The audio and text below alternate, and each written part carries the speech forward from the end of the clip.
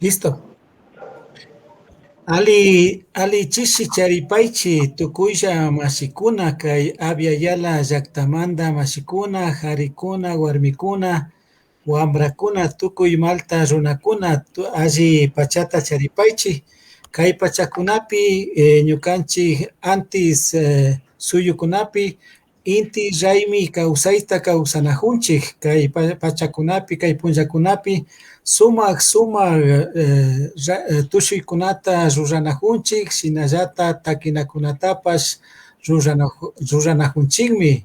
Shinallatak kay chishipi shuk hatun rimanakuyta charigrinchik, kay rimanakuy kan Aviayalamanta rimanakuykuna, kaypi rimagrin ñukanchikpak sumak hatun pushakuna warmikuna, paykuna rimagrin imashina kay mama llaqtakunapi mushuk kamachikunata llukchishpa shamushka, runakunapak kamachikunamanta chaypi kimichishpa, chay yuyaymanta rimagrin, shinallatak rimagrin kay sumak kawsaykunamanta.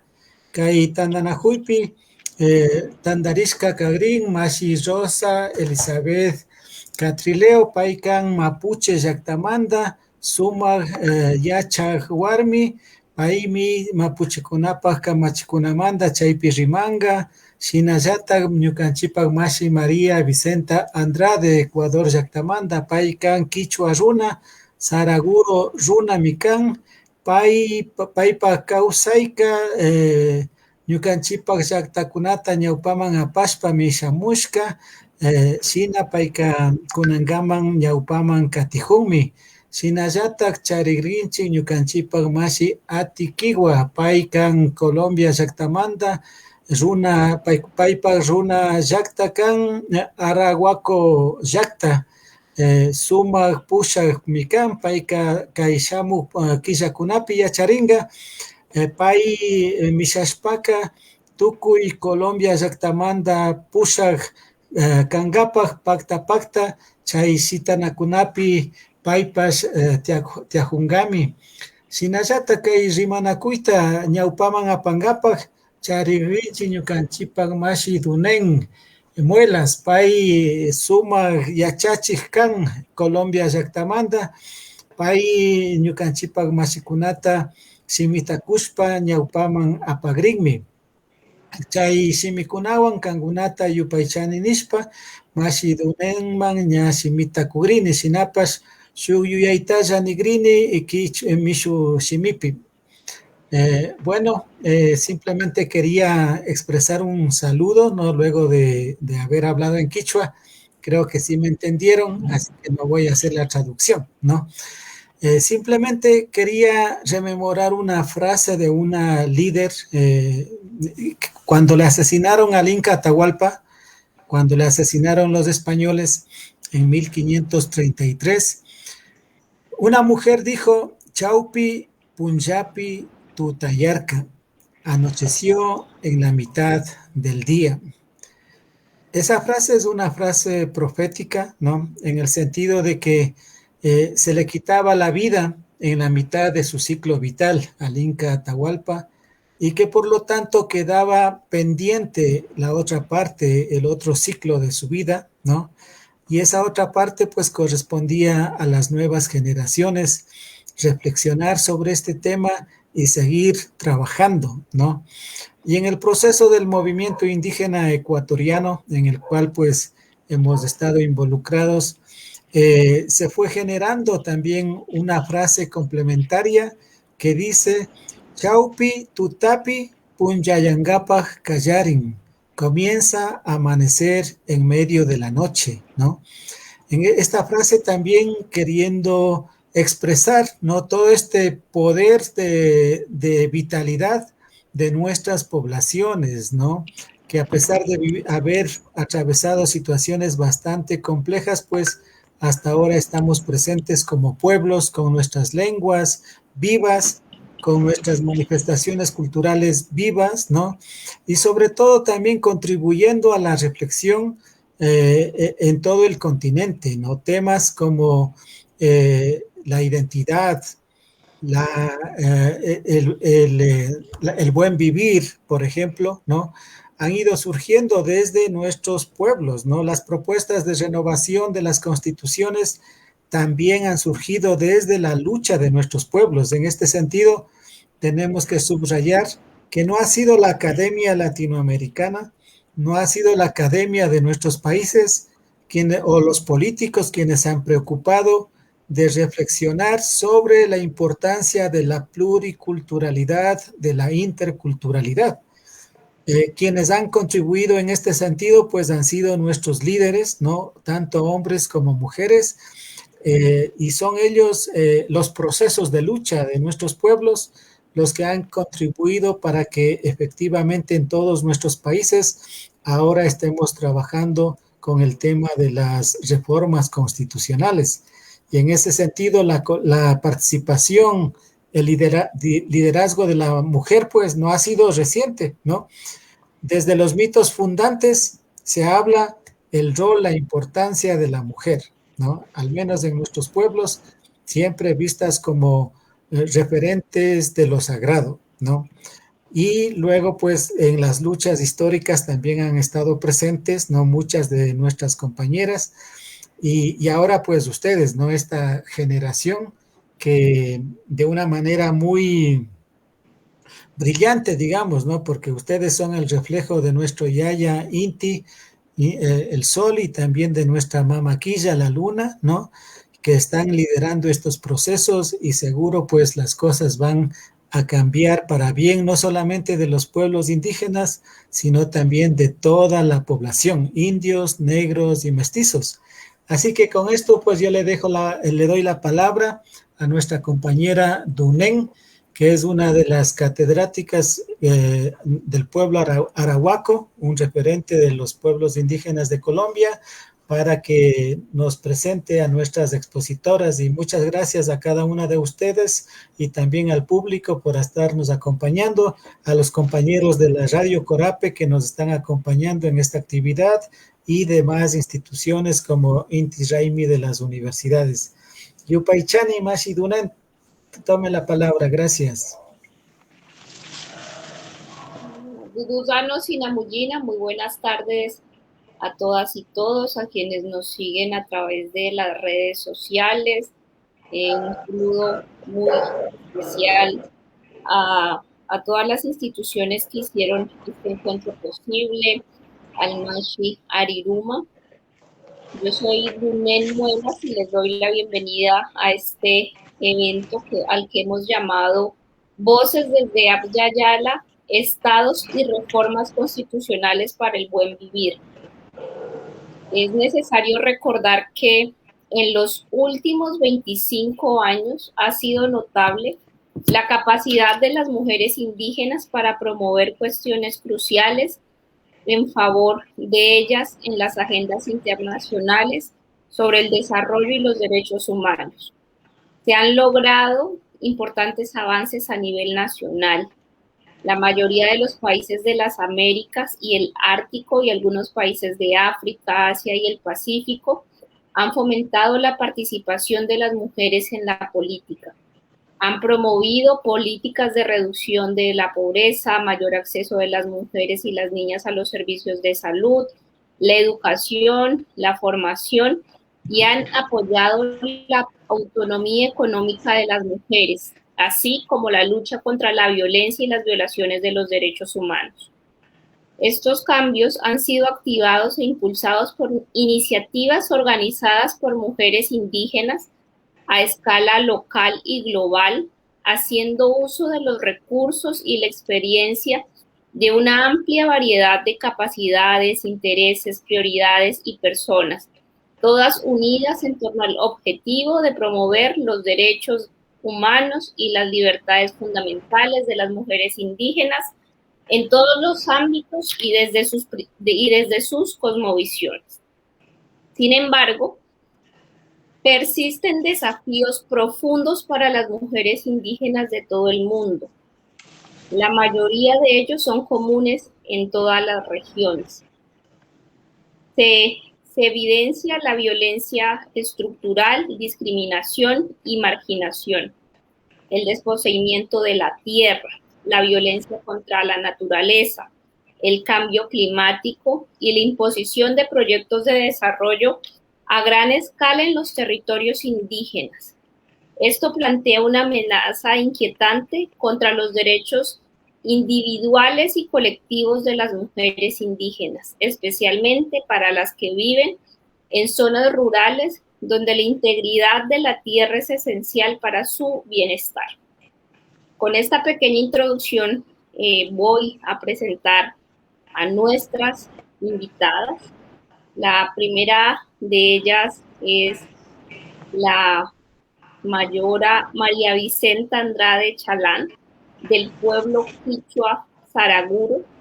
Ella es magíster en Desarrollo Local y Movimientos Sociales, licenciada en Desarrollo Local Sostenible, diplomada en Participación Política de la Universidad de Valencia, exdirigente de la Mujer de la CONAIE de 1988 a 1990, posee experiencia de trabajo con mujeres y pueblos indígenas a nivel latinoamericano, al igual que en su país con los gobiernos locales del Pachacuti, candidata a la presidencia de la CONAIE, organización de la que fue fundadora junto a sus padres.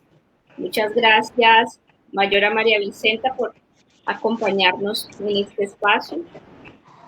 También nos acompaña nuestra lideresa Rosa Catrileo, constituyente mapuche, licenciada en Ciencias Jurídicas de la Universidad Católica de Temuco, diplomada en Derechos Humanos y Pueblos Indígenas del Observatorio Ciudadano de la Universidad Católica de Temuco, magíster en Derecho.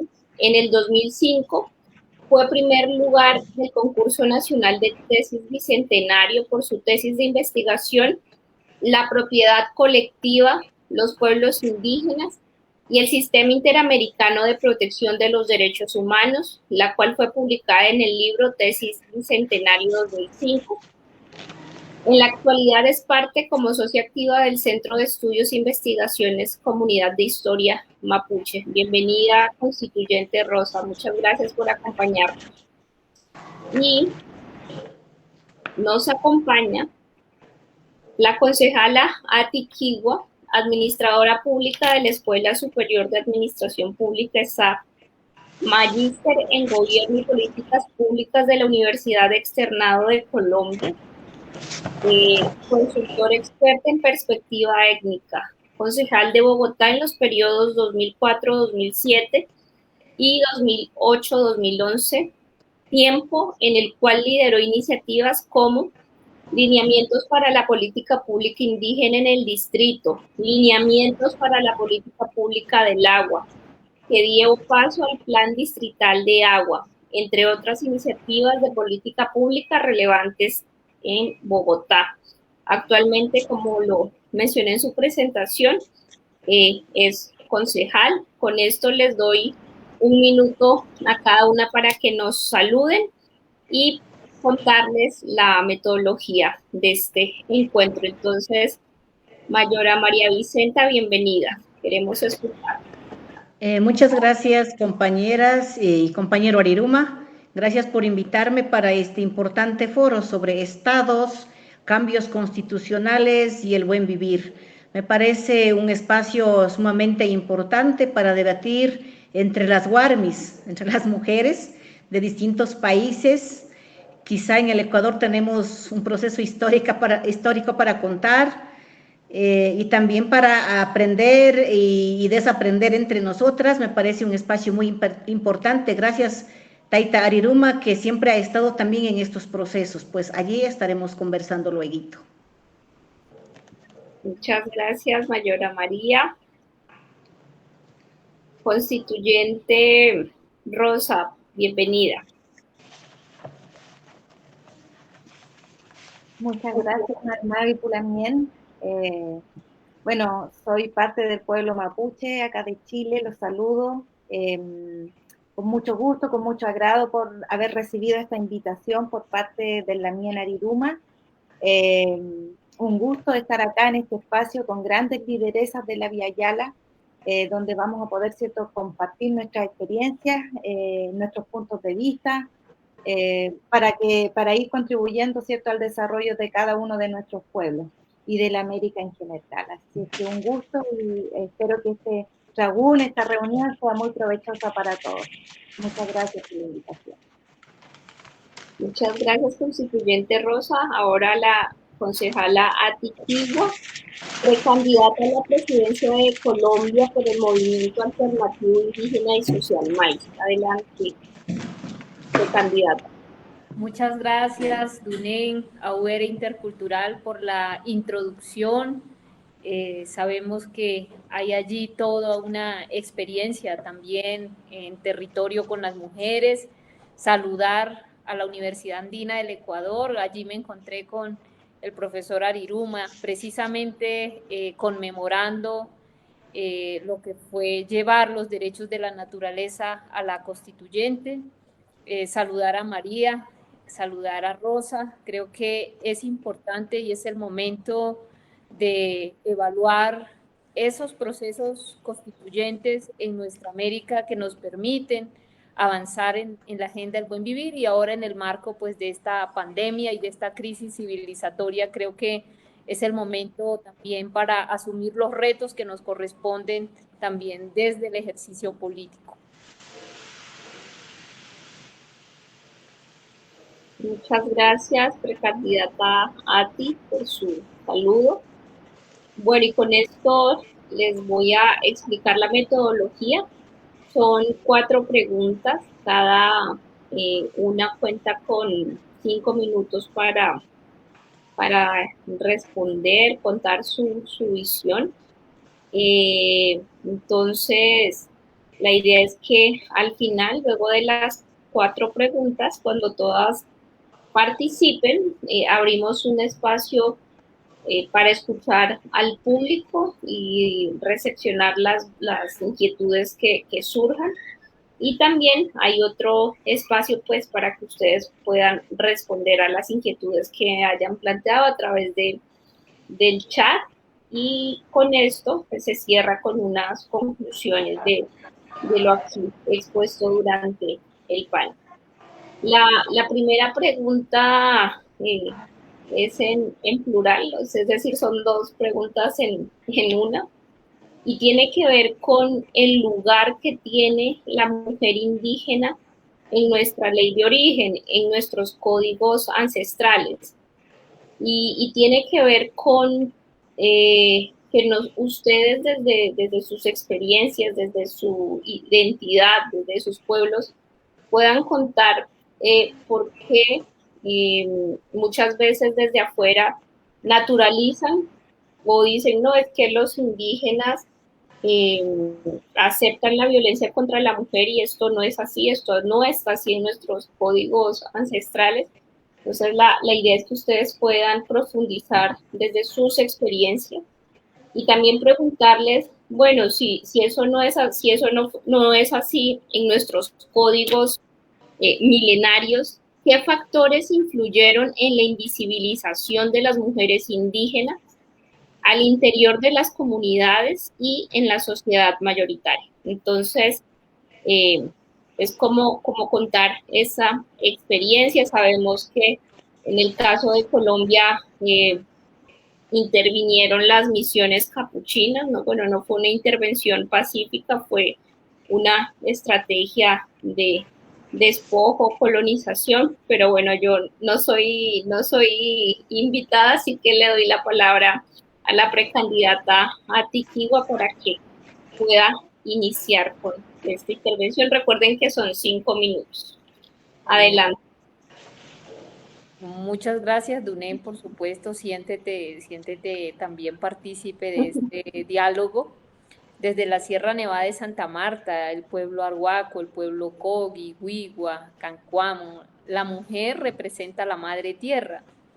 Y no solamente es una representación simbólica, sino que existe un vínculo cuerpo-territorio muy estrecho.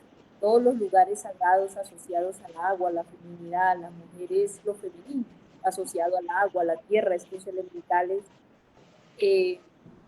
Esto es muy importante para entender también por qué para nosotras la violencia contra la tierra es la misma violencia contra la mujer, por qué para nosotros esa herida tan profunda del patriarcado de separar al ser humano de la naturaleza es una herida que hay que sanar para reconciliarnos con la naturaleza.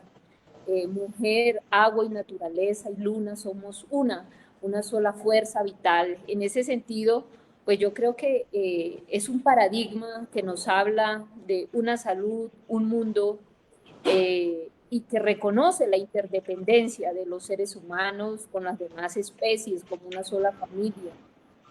Reconoce además que la tierra es nuestro hogar y es nuestra madre tierra. Yo creo que es un concepto de territorialidad que trasciende los estados-nación y que tiene que ver con una lucha histórica, espiritual de los 4 pueblos, y es el reconocimiento de la línea negra, la línea como un concepto de tiempo, espacio, espiral. Ya antes de la Constitución de 1991, en el año 73, se firmó la resolución que reconocía una territorialidad sagrada asociado pues a este tema, y por supuesto que está escrito también en el cuerpo de la mujer, ¿no? El lugar más sagrado es la vagina, es el lugar donde nacemos, hay que hacerle un altar y en el territorio está representado en las lagunas. Entonces, desde ese vientre sagrado que gesta la vida, saludo este espacio y creo que cuando se ha profanado la tierra, el valor sagrado de la tierra, y se ha profanado el valor sagrado del cuerpo de la mujer, pues viene ya toda la violencia directa, estructural, simbólica y cultural. Por eso creo que es importante hoy devolverle la dignidad a la tierra y devolverle la dignidad a la mujer, y eso pasa pues también por una postura ética y política de cara pues a transformar un modelo de desarrollo que sigue en la autodestrucción. Necesitamos realmente un futuro más saludable, justo, sustentable y en paz, y por eso estamos en la agenda del buen vivir como alternativa a todas estas visiones de autodestrucción, y queremos aprender desde todas las experiencias que se han dado en la lucha histórica de nuestros pueblos en todos los territorios de esta América. Abyayala, que nosotros hemos querido decir que trasciende también de estas territorialidades de los estados-nación. Muchas gracias, candidata Ati. Y ahora le doy la palabra a la constituyente Rosa. Adelante. Sí, muchas gracias. Efectivamente, nosotras las mujeres mapuches también, en nuestra cultura no hay una diferenciación de género, hay un respeto por todas las formas de vida. En el Itofimonguén, que es la biodiversidad de nuestro mundo mapuche, ¿ya? De hecho, también tenemos autoridades ancestrales femeninas, como son nuestras machis, ¿ya? Pero sin embargo, y a pesar de eso, también tenemos ciertos principios que guían nuestro actuar o nuestra forma de entender el mundo, como lo es la dualidad o la complementariedad. Se dice que no hay, que hay, por ejemplo, en la naturaleza, un árbol nunca está solo, siempre tiene su acompañante, su compañero, y sin ello no puede surgir vida. Y lo mismo aplica a las personas.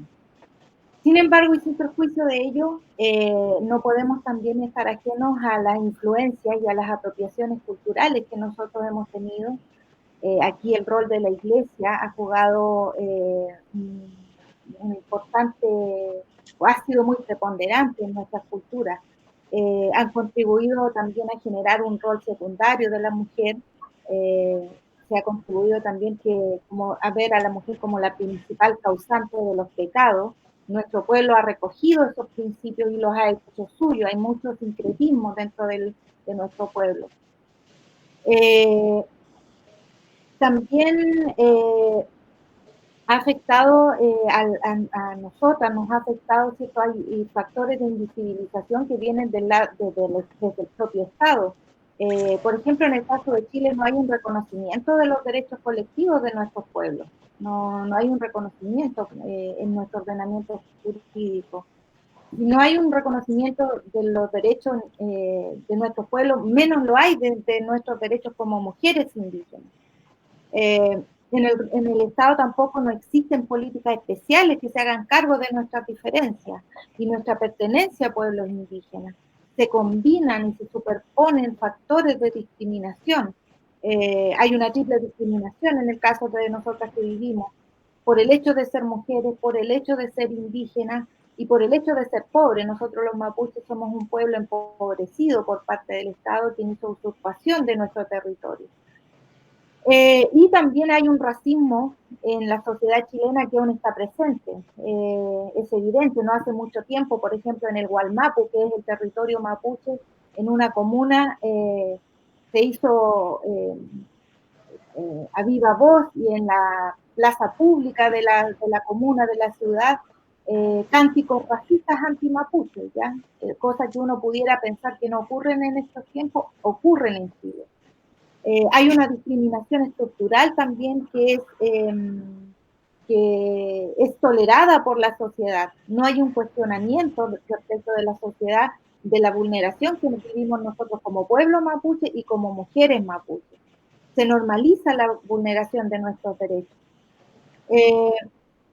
Y aún más, se normaliza la violencia como parte de nuestra cultura. Nosotros, el pueblo mapuche, hemos sido acusados reiteradamente como un pueblo violentista, como un pueblo terrorista. Se nos han aplicado leyes de seguridad interior del Estado, se nos han aplicado leyes antiterroristas, por demandas que han iniciado nuestras organizaciones de reconocimiento de derechos colectivos y sobre todo por la protección y la demanda de restitución territorial que se le hace de parte del Estado y donde muchas de las personas que han estado involucradas ahí han sido mujeres, de manera directa o de manera indirecta. Somos objeto de violencia colectiva por la pertenencia al pueblo mapuche, en el caso particular de nosotros, pero también somos objeto de violencias individuales y eso también nosotros no nos hacemos cargo de esa realidad. Hay violencia individual, hay violencia doméstica o violencia intrafamiliar, como se llama acá, y también hay una violencia comunitaria. También esto se enmarca dentro de una política que hay en Chile, que ha fomentado el despojo de nuestras tierras y también la presencia de proyectos extractivistas en nuestras comunidades. ¿Ya? Ello ha traído consecuencias también para nosotras las mujeres que vivimos de la tierra y que tenemos un especial vínculo con nuestros territorios. Y también, bueno, dentro de nuestro propio pueblo, también nosotros podemos verificar que hay una predominancia de las demandas colectivas por sobre las particulares, ¿ya? Se le da relevancia a la demanda de pueblo como los derechos colectivos, pero no se problematiza sobre las diferencias de género que hay o la subordinación que hay al interior de nuestro pueblo.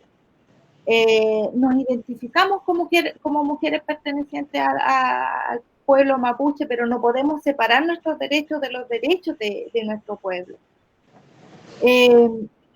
Y también, bueno, nosotros decimos, el feminismo también ha contribuido a que nosotros estemos empoderadas, pero también damos cuenta de un feminismo colonial, ¿ya?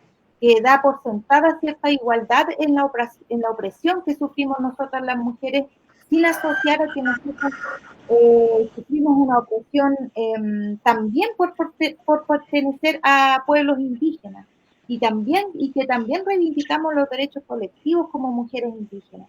Entonces nosotros tenemos una visión comunitaria de la vida y así la afrontamos desde nuestras culturas.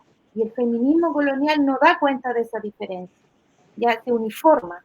Por lo tanto, yo creo que esos son factores que a nosotros han contribuido en la sociedad chilena para invisibilizar la presencia mapuche, la presencia de las mujeres mapuches en las demandas colectivas y también con nuestras propias problemáticas como mujeres dentro de nuestros pueblos. Eso es como la realidad que nosotros estamos viviendo acá en Chile como mujeres pertenecientes al pueblo mapuche. Muchas gracias, constituyente, muy importantes sus reflexiones y todo lo que plantea. Con esto le doy la palabra a la mayora María Andrade, también para escuchar esa experiencia desde su pueblo. Adelante. Bueno, en el caso ecuatoriano, pues las reformas constitucionales, sobre todo pensadas en la construcción del Estado plurinacional y una sociedad intercultural, viene de la década de los 90. Es así que obviamente esta propuesta ha sido debatida ampliamente con todas las estructuras organizativas del movimiento indígena ecuatoriano aglutinados en la CONAIE. Es decir, comenzamos cuestionando a la estructura económica, política, social y cultural del Estado ecuatoriano, cuestionando un Estado homogéneo, racista, excluyente, opresor, excluyente sobre todo a los pueblos y naciones originarias que convivimos en este país. Es decir, en aquel entonces vivíamos de espaldas el mundo indígena y la sociedad ecuatoriana. Es así que se profundizaron los debates y en 1990, en el primer levantamiento indígena, se planteó las reformas a la constituyente ecuatoriana. Sin embargo, se dio la constituyente en 1998, apenas se logró incluir el reconocimiento pluricultural y también algunos derechos colectivos. Sin embargo, en la implementación de estos derechos no se generaron leyes secundarias. Luego, obviamente, también ya en la constituyente del 2008, allí sí logramos, basado fundamentalmente, logramos, digamos, levantar propuestas y demandas con un eslogan que decía: construyendo la revolución desde los pueblos, hacia la construcción del Estado plurinacional. Fue una lucha interesante en todo este proceso. Finalmente, gracias a la presión social de los pueblos indígenas, logramos incorporar el reconocimiento del Estado plurinacional e intercultural y un conjunto de derechos colectivos. Quizá, dada la pregunta, podríamos, voy a concretarme un poco la pregunta porque luego podemos seguir debatiendo. Bueno, diría, en el caso del movimiento indígena ecuatoriano, pues históricamente la mujer ha estado presente desde los años 40, con muchas lideresas históricas que obviamente ya no están, pero que dieron la vida y ofrendaron su vida para conquistar la libertad y la justicia social. Creo que son herencias históricas y de aquel entonces, con esos legados, hemos seguido participando las mujeres en todo el proceso histórico del movimiento indígena ecuatoriano. Sin embargo, quiero decir que la mujer es el eje central del ayllu o de la comunidad. No quiero desconocer también que estamos presentes en la comunidad, hombres, mujeres, mayores, niños, niñas, juventudes. Creo que eso es importante y tenemos una autoridad territorial y quizás también presentes las mujeres en los procesos desde la familia, contribuyendo en las mingas comunitarias, en la organización social y comunitaria también, sosteniendo la vida organizativa.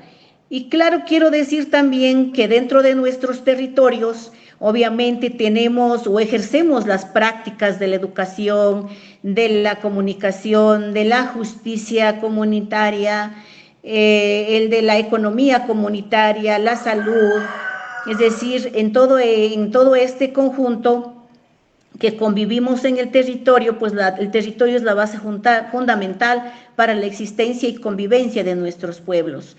Yo quisiera decir que sí ha habido un desgaste de este sistema comunitario en nuestros territorios, fundamentalmente por el sistema y modelo económico extractivista que ha venido implementándose en el país. En ese sentido, pues claro, no podemos desconocer también la violencia, las distintas formas de violencia que existen, ¿no? y que lo vivimos y lo hemos venido viviendo. La violencia estructural, obviamente la violencia estructural, la violencia económica, la violencia simbólica, sumado también al racismo, porque somos mujeres originarias y obviamente tenemos mucho más peso colonial sobre nuestros hombros. También violencia psicológica, dado que las mujeres estamos inmiscuidas también en la lucha colectiva de los pueblos, es cierto, coincido con la hermana mapuche, que muchas de las veces dentro de las agendas de los pueblos indígenas tiene mucho más peso la balanza de derechos colectivos, y a veces sí nos ha costado cuesta arriba ir posicionando demandas específicas desde las mujeres indígenas. Últimamente, quizá en estos últimos 10 años, ya podemos hablar y reconocer de que existe la violencia contra las mujeres en nuestras comunidades, en nuestros territorios, pero allí hemos venido trabajando con las compañeras, con las hermanas, abordando la violencia desde una comprensión y dimensión de acuerdo a nuestras realidades socioculturales de pueblos y nacionalidades indígenas. No es lo mismo abordar y comprender la violencia que el mundo urbano o que la sociedad blanco-mestiza, que el mundo indígena, que en los pueblos indígenas. En ese sentido, nuestro abordaje es desde los derechos individuales y derechos colectivos. En ese sentido, hemos trabajado cómo erradicar la violencia contra las mujeres, la violencia estructural, cuando nosotras salimos a defender el agua, a defender la tierra, los territorios, somos criminalizadas, somos enjuiciadas, encarceladas, vilipendiadas. Entonces la violencia estructural también pesa contra nosotros. Y la violencia de género también, que obviamente viene de nuestras familias. En ese sentido, tenemos el reconocimiento en el artículo 171 de la Constitución ecuatoriana, la participación de las mujeres en la administración de justicia indígena, y es por eso que para las mujeres indígenas es importante que la justicia indígena o la justicia comunitaria vaya incorporando esta problemática y cómo desde esta justicia podemos dar respuestas y que los casos de violencia no queden impunes. Pero por otro lado también, las mujeres indígenas no hemos tenido posibilidades de acceso y respuesta en la justicia ordinaria del sistema occidental, porque ahí hay racismo. Las mujeres indígenas tenemos que caminar en canoas, salir de muy lejos para denunciar, y entonces no podemos acceder muchas mujeres a denunciar en la justicia ordinaria. Entonces son limitantes por los recursos económicos y también por el racismo que las mujeres sufren al ir a denunciar en la justicia ordinaria. Por eso es que las mujeres indígenas apostamos participar en la justicia comunitaria, y apostamos también que en la justicia comunitaria y la justicia indígena aborde y se empodere también de la problemática de las mujeres indígenas. Yo creo que por allí estamos trabajando y hemos trabajado también en el Ecuador, también conozco que se ha trabajado en otros países de la región andina, Centroamérica, desde distintas ópticas, desde distintas realidades, partiendo desde nuestros territorios. Hasta ahí tal vez. Muchas gracias, Mayora María, candidata a la presidencia de la CONAIE, que antes no ha contado con una mujer en este importante cargo. Muchas gracias por tu presentación, y decirle que en Colombia compartimos también ese reto respecto al acceso a la justicia de las mujeres indígenas. De afuera señalan a los sistemas de justicia indígena como que no garantizan esos derechos, pero cuando las mujeres indígenas en sus lenguas van a denunciar ante las instituciones, no las entienden porque ellas hablan en sus lenguas indígenas. Y estas instituciones no cuentan con personal que pueda avanzar. Y bueno, ahí está el reto, ¿no? Pero de nuevo, no soy la invitada, soy la moderadora. También me emociono escuchándolas y ya quiero intervenir también. Quisiera en ese sentido contarles plantearles la segunda pregunta, y tiene que ver con los derechos, ¿no? Con ustedes, a partir de su experiencia en el caso de Colombia y Ecuador, que ya pasaron por el proceso de la constituyente, en el caso de Chile, que tiene este reto, preguntarles cuáles son esas apuestas y de nuevo retos para la implementación de los mandatos legales y constitucionales sobre los derechos de los pueblos indígenas. Hay un marco jurídico nacional e internacional que reconoce unos derechos, pero ustedes, ¿qué piensan? ¿Qué qué ha hecho falta, qué hace falta. Y esta vez vamos a iniciar por la constituyente Rosa. Adelante. Sí, muchas gracias. Sí.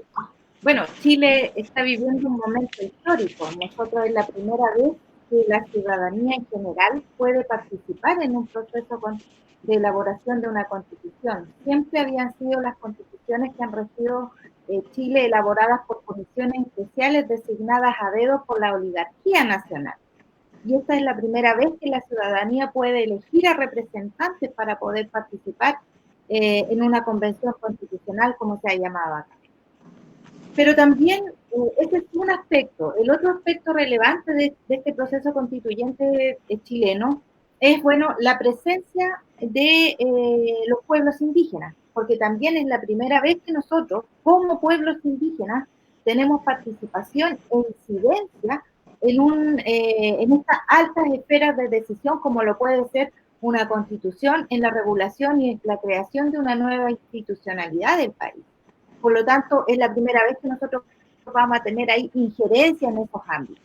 Y en tercer lugar, otro aspecto relevante y que tiene que ver también con lo que nosotros estamos conversando, acá se dictó una ley de paridad de género también, donde se obligó a que la convención constitucional fuera paritaria, lo que significa que el 50% de los convencionales constituyentes son hombres y el otro 50% son mujeres, ¿ya?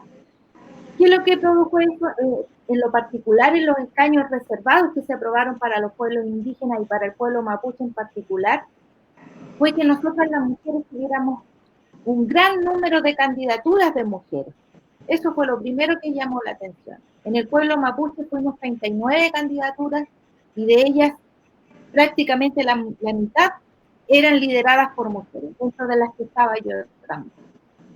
Y después en los resultados de este proceso llevó a que estos 7 cupos que fueron aprobados, o 7 escaños que fueron aprobados para el pueblo mapuche para la convención, 6 de ellos fueran ganados por mujeres mapuches. Y solo un candidato hombre fue el que resultó electo de manera directa. Por lo que en el caso del pueblo mapuche, la ley de paridad de género que buscaba asegurar esta paridad, operó en contra de nosotras las mujeres, donde tuvimos que ceder 2 cupos a los hombres. Eso a nosotros nos produce también una suerte de injusticia, porque también la ley de paridad de género es para favorecernos a nosotras, no para desfavorecernos, que es lo que ocurrió en el caso mapuche. Así es que ese es el contexto en el que nos encontramos nosotras. Por lo tanto, en este contexto y con esta ley de paridad, nosotros creemos, y con la presencia de los pueblos indígenas en esta convención constitucional, creemos que una de las apuestas de las mujeres indígenas, por supuesto que tiene que ser seguir fomentando la participación política efectiva, ¿ya? Si avanzamos este paso, no podemos retroceder. Hubo esta gran elección de mujeres porque la ley de paridad operó, pero en ciertos casos puntuales, y en el caso mapuche, que fue muy perjudicial, pero también mostró que la realidad del país está cambiando y las personas y la ciudadanía sí está eligiendo a mujeres, sí nos estamos presentando y atreviendo, y sí se están eligiendo a candidatas mujeres en este caso. Y por otro lado, bueno, como logramos esto, lo que se pretende en la nueva constitución que vaya a salir es garantizar que lo ganado se mantenga. No podemos retroceder. La paridad y la presencia indígena en la toma de decisiones y en la participación política debe seguir. Nosotros decimos, si se aplicaron los códigos reservados, si hubo ley de paridad de género, bueno, debemos mantenerla para la nueva institucionalidad. Nosotros debemos seguir manteniendo presencia en los gobiernos locales que ahora no tenemos, en los gobiernos regionales que no tenemos, ni tampoco tenemos participación en el poder legislativo. Nosotros somos un pueblos invisibles en la institucionalidad chilena. Por lo tanto, ahora tenemos que trabajar para que eso nos siga manteniendo, significando. Y también, bueno, ya en materia más propiamente de los derechos indígenas, nosotros, las mujeres, estamos apostando, nos hemos reunido, por ejemplo, nosotros los escaños mapuche, y estamos apostando al reconocimiento y materialización de la plurinacionalidad, ¿ya? Pero no solamente como una mera declaración o como una copia de catálogo de derechos, en la Constitución, derechos que nosotros ya están vigentes, porque está el Convenio 169, la Declaración de Pueblo Indígena de la ONU. Creemos que apostamos a obligar a la nueva institucionalidad a garantizar el ejercicio de esos derechos colectivos y a garantizar también esta participación política en la toma de decisiones. No nos podemos quedar solamente con el reconocimiento de la plurinacionalidad y las autonomías, sino vamos a tener injerencia en la institucionalidad estatal, que es la que va a seguir regulando, ¿cierto?, los procesos que se den en Chile. Y otra apuesta que nosotros estamos haciendo es velar por la participación efectiva de nuestras comunidades en el proceso constituyente, más allá de la elección de nosotros como representantes de escaños reservados de los pueblos indígenas y como voces femeninas de nuestros pueblos en la convención. Creemos que también nuestras comunidades, nuestros dirigentes deben estar presentes en la deliberación y estar incidiendo en este proceso constituyente. No basta solamente con nuestra representación, sino que esa participación debe estar asegurada desde el día cero, como le hemos dicho nosotros. Así que eso es lo que estamos apostando. También queremos conocer la experiencia de los otros países. Ecuador ha ido, como dijo la Lamien, María Vicenta, desde los años 90 viene reclamando la pluriculturalidad, lograron la plurinacionalidad, pero también queremos conocer las experiencias que ellos han implicado, cuáles han sido los aciertos y los errores para que nosotros también podamos tener un proceso constituyente que de verdad garantice estas expectativas que nosotros tenemos ahí puestas.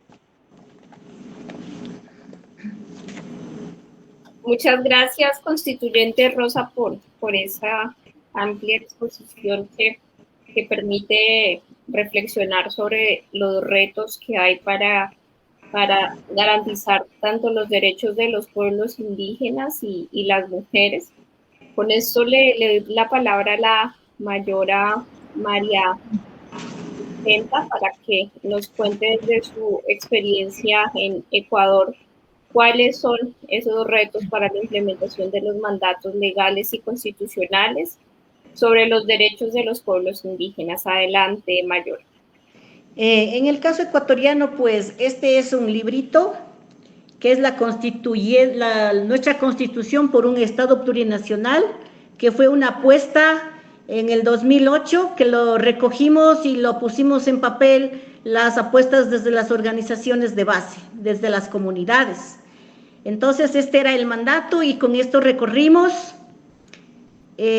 incidiendo políticamente, buscando aliados, buscando votos, aliándonos con académicos como Boaventura.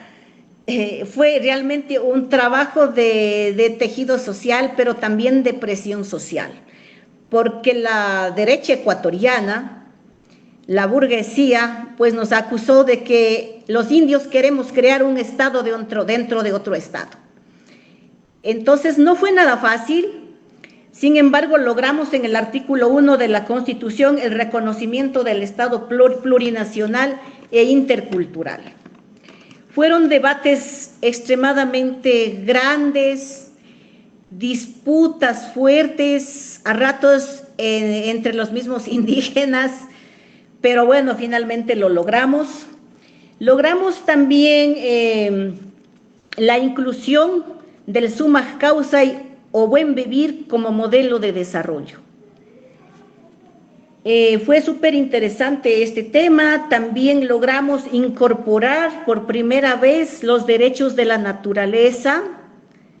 Este tema quizás aliándonos también con sectores y grupos de ecologistas que luchábamos juntos por defender la tierra, el territorio, la biodiversidad y los recursos naturales. Hicimos también que reconozca los derechos humanos, los derechos colectivos, la libre determinación, un conjunto de 21 derechos colectivos para la libre determinación, la autonomía, el autogobierno indígena, la administración de justicia, los derechos de las mujeres en la administración de justicia constitucionalmente, sobre todo las mujeres indígenas, que fue también una lucha desde las mujeres. Sin embargo, todos estos reconocimientos, luego como tuvimos un gobierno prepotente, racista, excluyente, autoritario de 14 años, se ha desvirtuado y vaciado el contenido del summa causa, se ha vaciado el contenido del buen vivir. Al contrario, se impulsó un modelo extractivista basado en la minería, en la explotación del petróleo, que ha ido poco a poco destruyendo nuestros territorios, contaminando el agua, poniendo en riesgo la existencia de nuestra vida misma de pueblos y nacionalidades.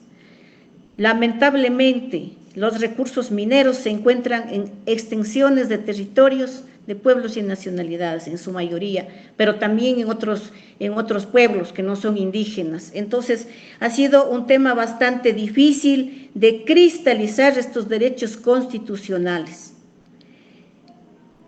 Como también este gobierno ha venido desmovilizando a los movimientos sociales y al movimiento indígena, entonces también creo que hemos dejado un tanto suspenso de cómo cristalizar y de seguir luchando la propuesta y la apuesta de la plurinacionalidad, del summa causa y sobre todo cristalizar los derechos colectivos constitucionalmente ganados. En ese sentido, pues, creo que es un reto enorme.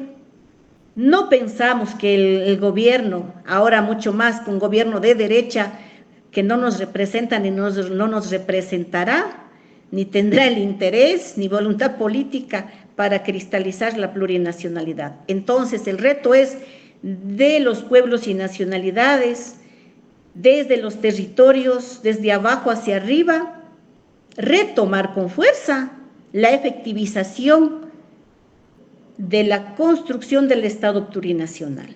Para eso tenemos obviamente en el Ecuador un brazo político, una estrategia más de lucha, un frente más de lucha, que es un bloque de 27 asambleístas que representan al movimiento Pachacutic.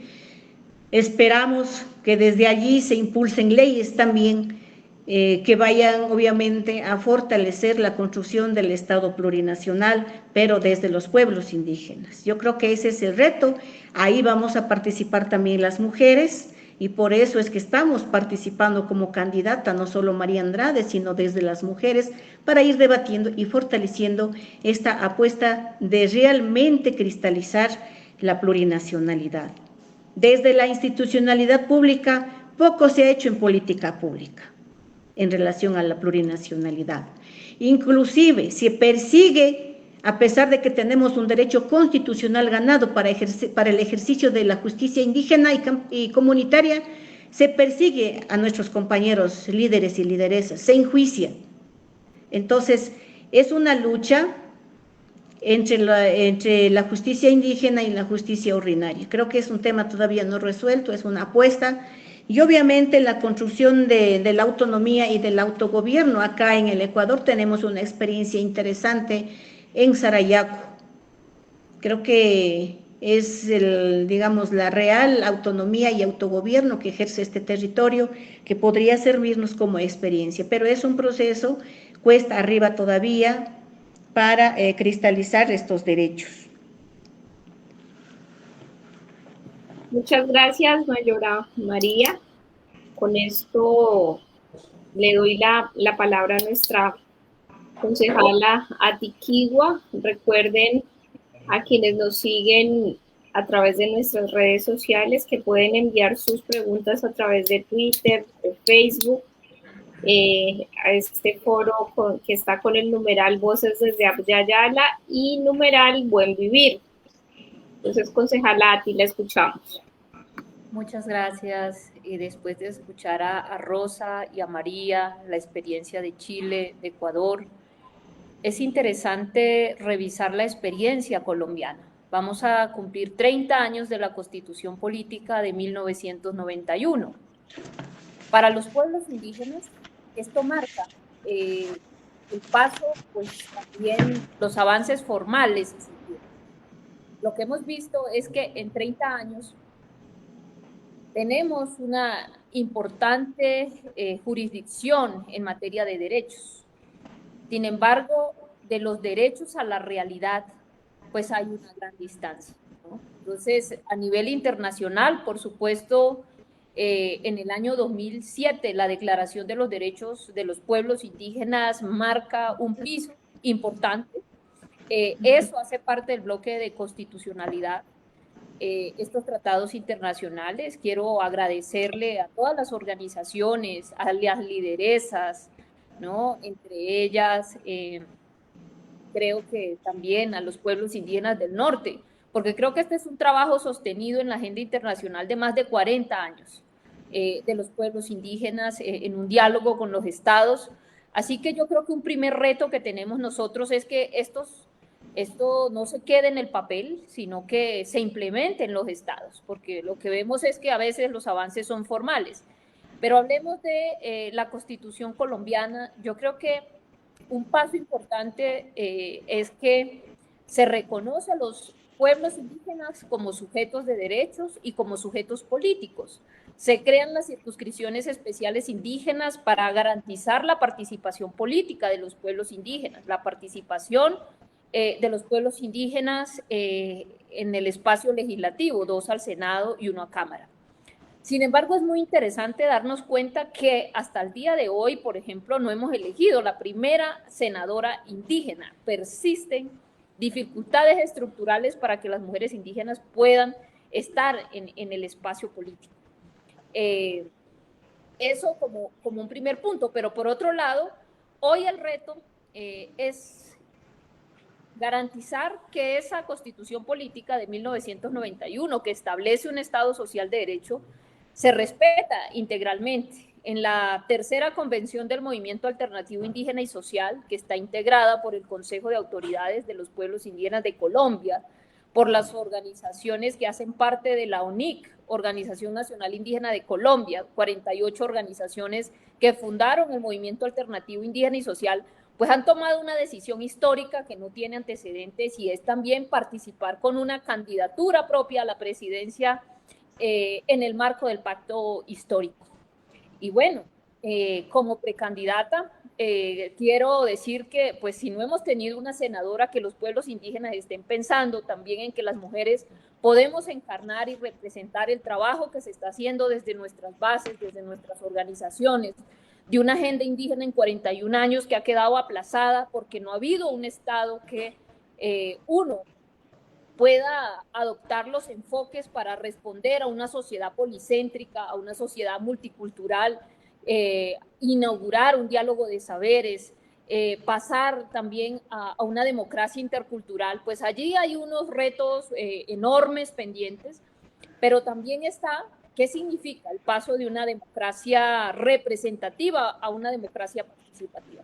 Aquí en Colombia hay una crisis de representación, es decir, ese Congreso de la República, por lo menos de los últimos 30 años, ¿para quién ha legislado?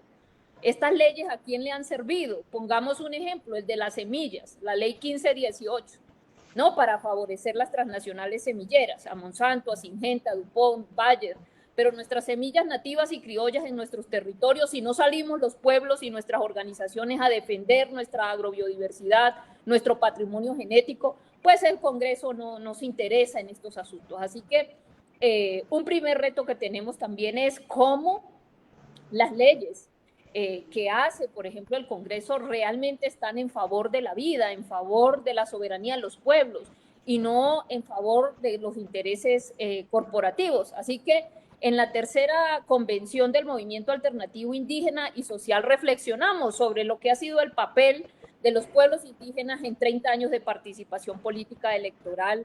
Y pues lo que vemos es que necesitamos en este momento no solamente dejar esto en reflexiones de lo que ha significado, por ejemplo, que el movimiento en ciertos momentos históricos termine avalando candidatos que no son indígenas y que terminan traicionando los principios indígenas. Por ejemplo, pasó en Antioquia con el señor Fajardo, quien hizo el monumento a la agresión a la madre tierra más grande de este país, que es Hidroituango, y llevaba el aval de los indígenas.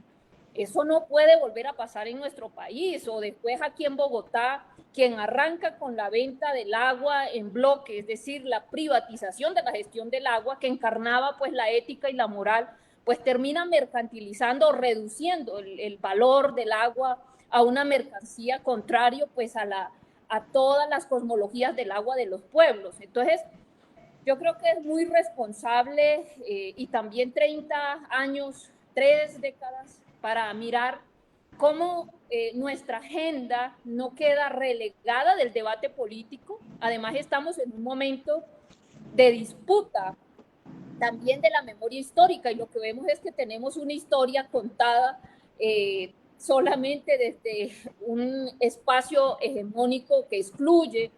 Ya han visto ustedes por estos días, en el marco de la protesta social, que el pueblo Misak, quien llevara en su momento a Lorenzo Muelas a la constituyente, ha derribado aquí en la ciudad de Bogotá la estatua de Gonzalo Jiménez de Quesada, como una acción simbólica para construir un espacio público, plural, una memoria histórica también incluyente. Esto tiene que ver con que aquí en Colombia se vive también una reflexión muy profunda sobre lo que significa avanzar hacia la paz, pero no una paz solamente como el silencio de los fusiles, sino una paz profunda. Y esto pasa por entender la importancia y el esfuerzo que ha hecho la Organización Nacional Indígena de Colombia frente a otras organizaciones de incluir en el marco de los acuerdos de paz un capítulo étnico, es decir, cómo vemos nosotros la paz, qué significa un plan marco de implementación para, por ejemplo, reparar nuestros territorios como víctimas también del conflicto. La Jurisdicción Especial para la Paz, digamos que ha avanzado también en reconocer que la naturaleza ha sido víctima del conflicto. Y es muy importante que estos temas no queden como un debate de la política comunitaria interna en nuestros pueblos, sino que sean también un debate que se aborde desde un debate amplio en la academia, en la política, en reflexionar sobre la economía, sobre el proyecto de sociedad que se tiene, que lo que hemos visto en estos días de protesta social es que se exacerba el racismo, lo vemos con un periodismo de guerra que prácticamente refuerza esos patrones de discriminación, de estigmatización de los pueblos indígenas.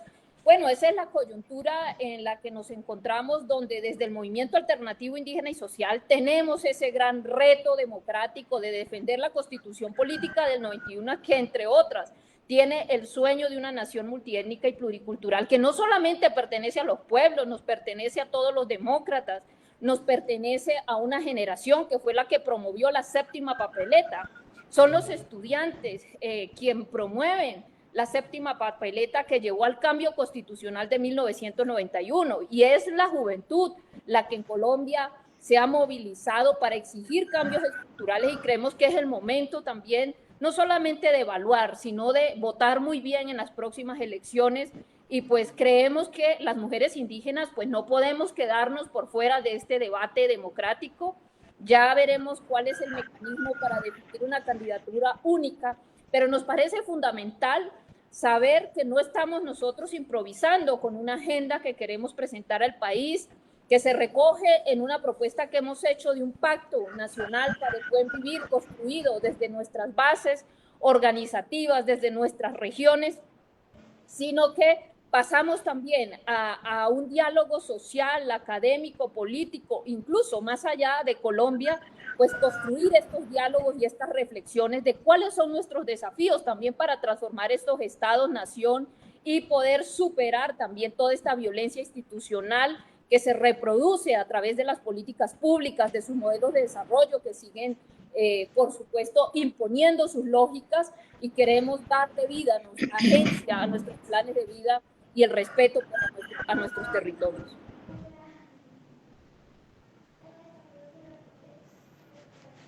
Muchas gracias, concejala Ati, por su respuesta.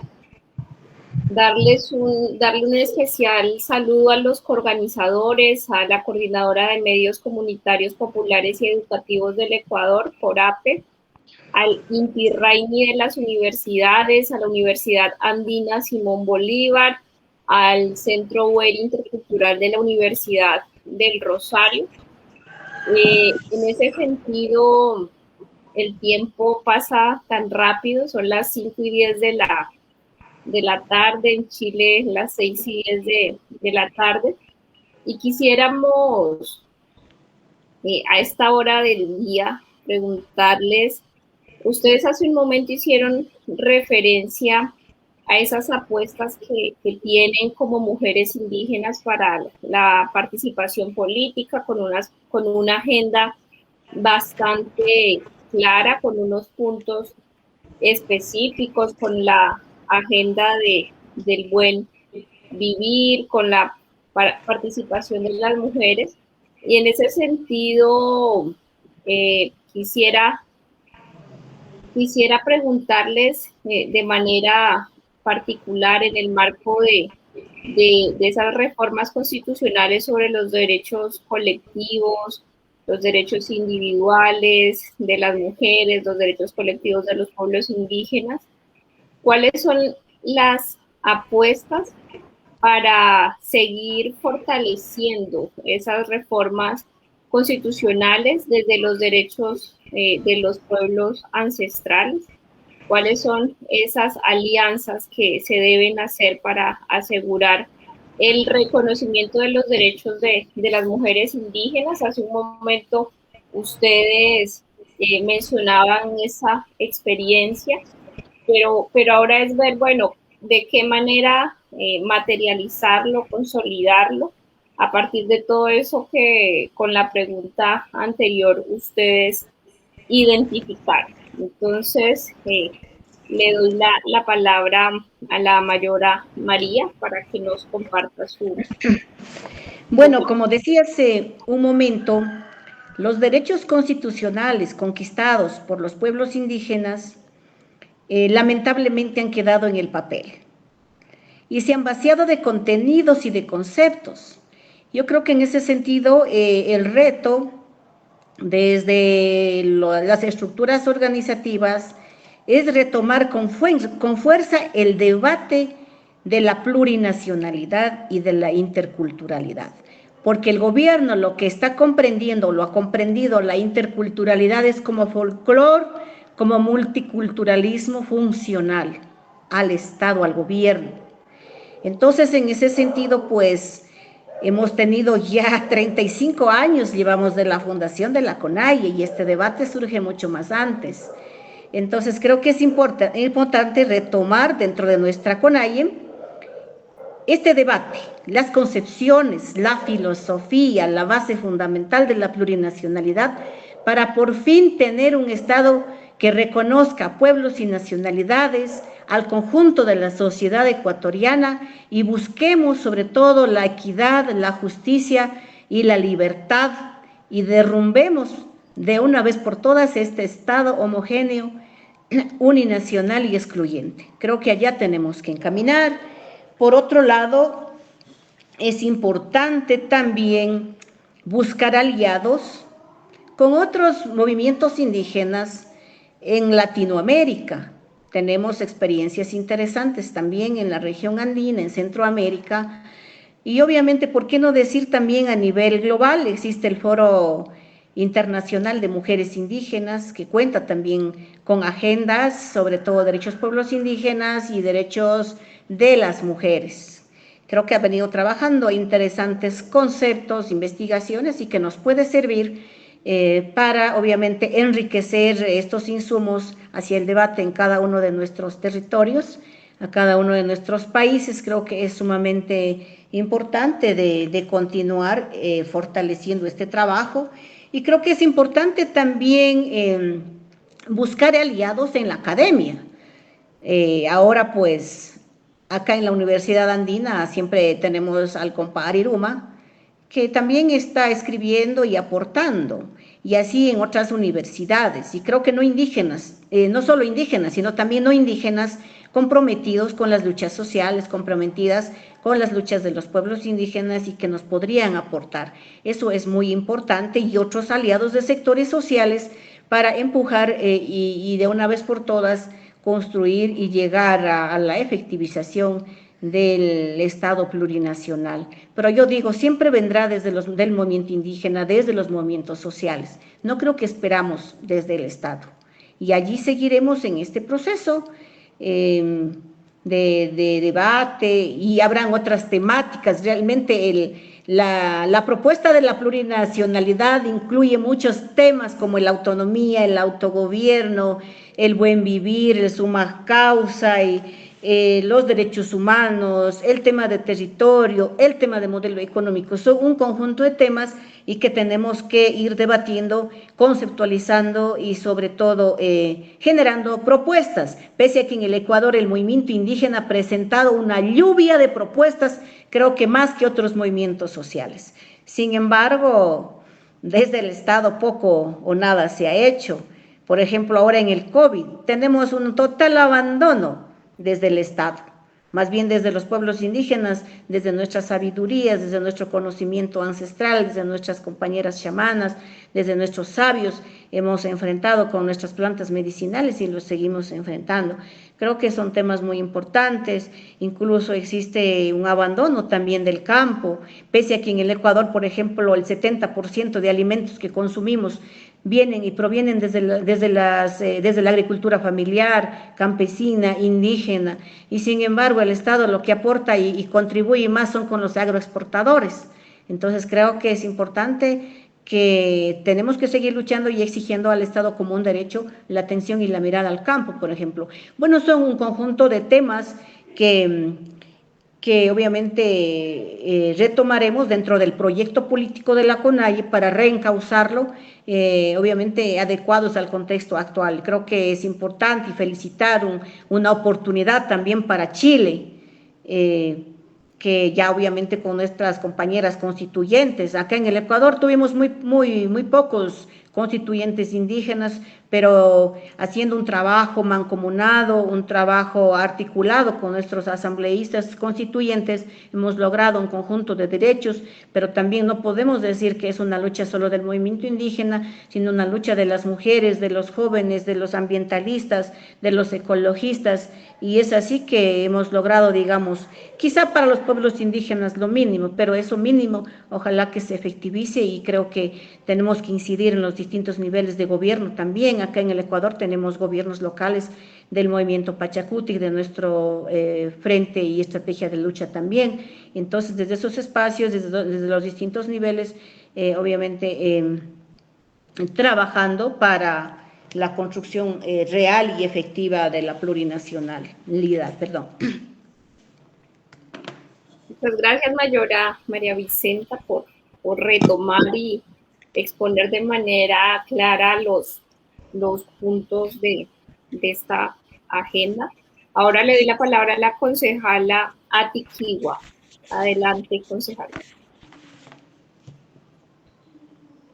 Bueno, yo creo que un primer reto tiene que ver con el tema territorial.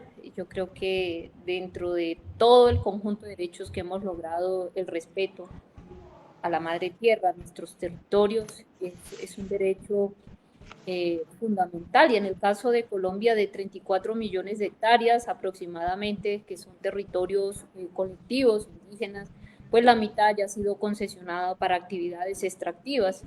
Entonces, ese es el empobrecimiento, esa es la geopolítica de la sed y el hambre de las comunidades, y la otra mitad, pues entonces está atada a esta visión neoliberal del turismo, que tiene que ver con la entrega en concesión de nuestros territorios a parques naturales, ¿no? Esa mirada de los parques donde se restringen también nuestras libertades. Entonces, todos estos modelos, pues hay que revisarlo a la luz de los retos de garantizar los derechos territoriales.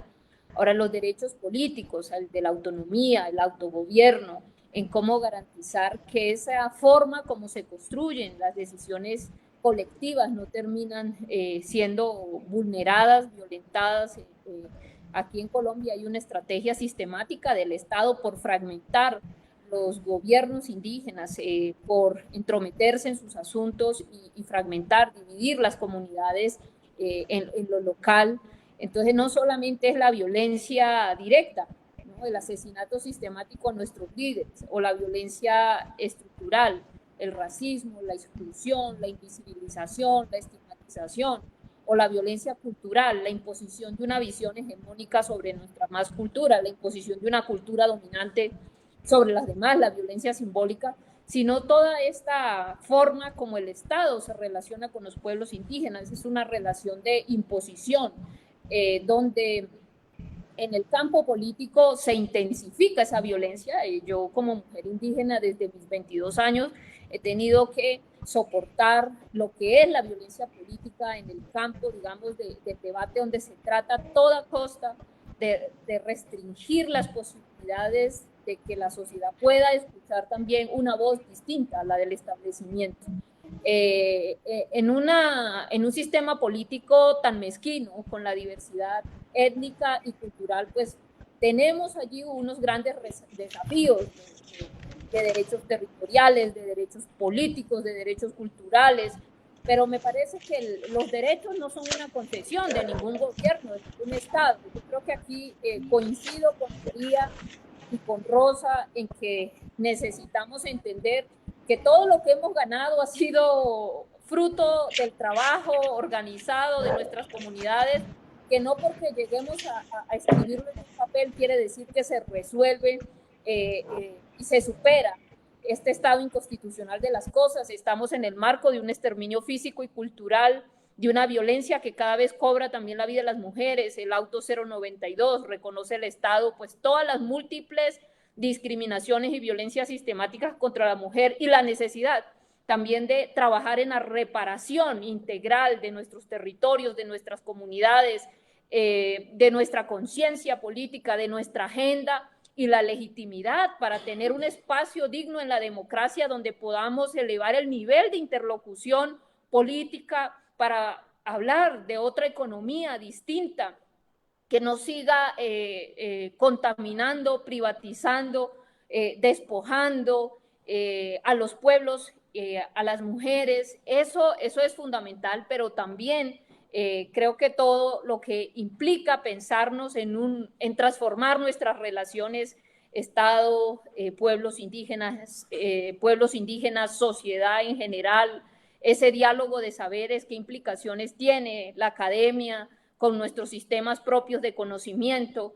Creo que eso nos implica a nosotros pensarnos también cómo transformar el ejercicio político, ¿no? Porque creo que de todas maneras el liderazgo de una mujer indígena en el marco de una política cargada de testosterona implican también liderazgos circulares, liderazgos comunitarios, muy ligados también a unas estrategias de incidencia política desde la base, de abajo hacia arriba, que muchas veces se tratan de sabotear, ¿no? Sabotear. Entonces yo creo que es importante que nuestros aliados de los sectores sociales, de la academia, nuestros aliados internacionales, acompañen este momento político que vive Colombia.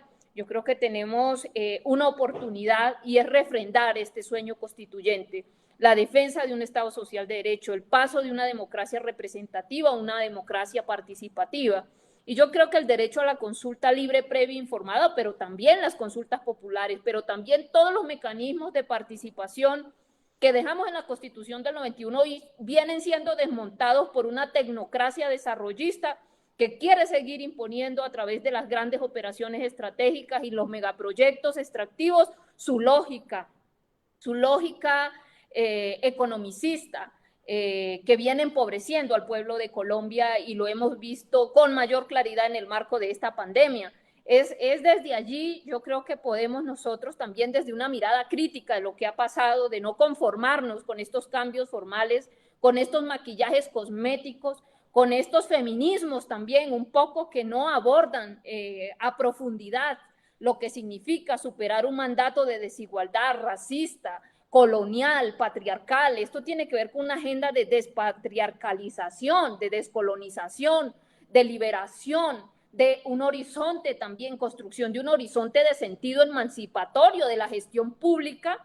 Pues yo creo que solamente cuando se tiene una conciencia histórica de todo lo que ha implicado, no solamente los 500, sino los 200 años de vida republicana y las deudas históricas que hay, pues es posible pasar de la resistencia al poder también, a la disputa de un poder distinto. No tenemos por qué nosotros seguir legitimando el abuso del poder, y eso tiene que ver con un proceso de sanación colectiva, como le gusta al maestro Ariruma, ¿no? De la sanación del ser, del saber, del territorio y del poder, lo que implica también pues ir mirando cómo desarrollamos ese pacto para el buen vivir desde nuestros principios, planes de vida, territorios, así que creo que los retos también están no solamente en acciones de corto plazo, de coyuntura, sino de mediano y largo plazo. Necesitamos realmente también tener una mirada transformativa de corto, mediano y largo plazo para ir trabajando en una agenda sostenida, y creo que sin eso será imposible transformar también las relaciones que se quieren perpetuar de desigualdad aquí en Colombia y pues en el mundo también. Muchas gracias. Les cuento que están llegando muchas preguntas del público que están muy entusiasmados e interesados con todo lo que ustedes proponen desde su experiencia, su trabajo, su agenda. Entonces vamos a ir cerrando con las preguntas para poder dar espacio al público con 2 o 3 preguntas. Entonces, la última pregunta que se propone es la siguiente. ¿Por qué el buen vivir Sumak Kawsay es una agenda para todas y todos? ¿Ustedes qué tienen o cómo se lo cuentan a los hermanos y hermanas no indígenas? ¿Por qué es una agenda para el mundo, es una agenda para la vida? Con esto le doy la palabra a la concejala Atiquigua, luego a la constituyente Rosa y para finalizar a la mayora María. Adelante. Me gustaría, Dunen, como que acabo de terminar, no sé, sin querer alterar pues tu moderación, si le damos la palabra a María, además para que pues nos haga un refrescamiento de lo que es el Sumak Kawsay. Bueno, adelante. Eso también es un principio de nuestros pueblos, la armonización. Adelante, mayora María.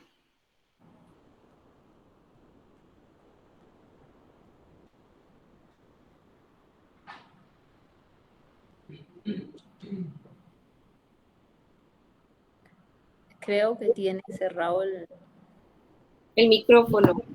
Ya.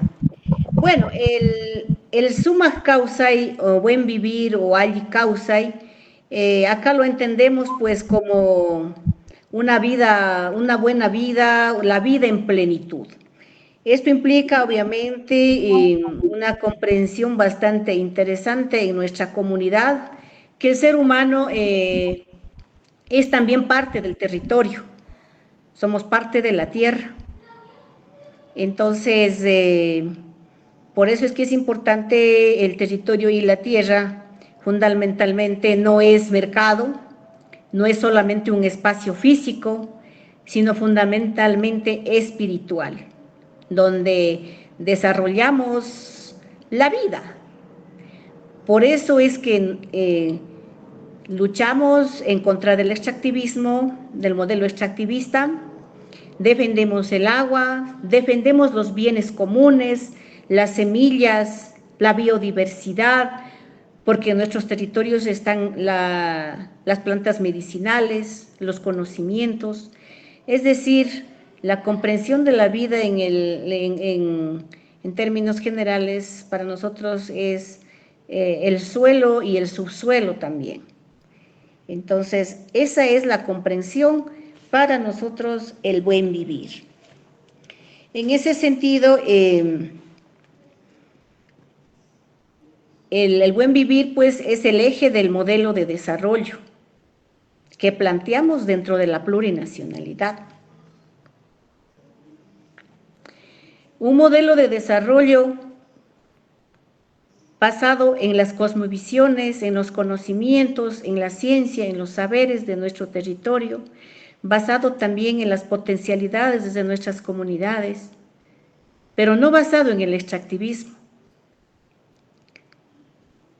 Es decir, un modelo económico que responda a nuestras realidades culturales y vivencias de nuestros pueblos.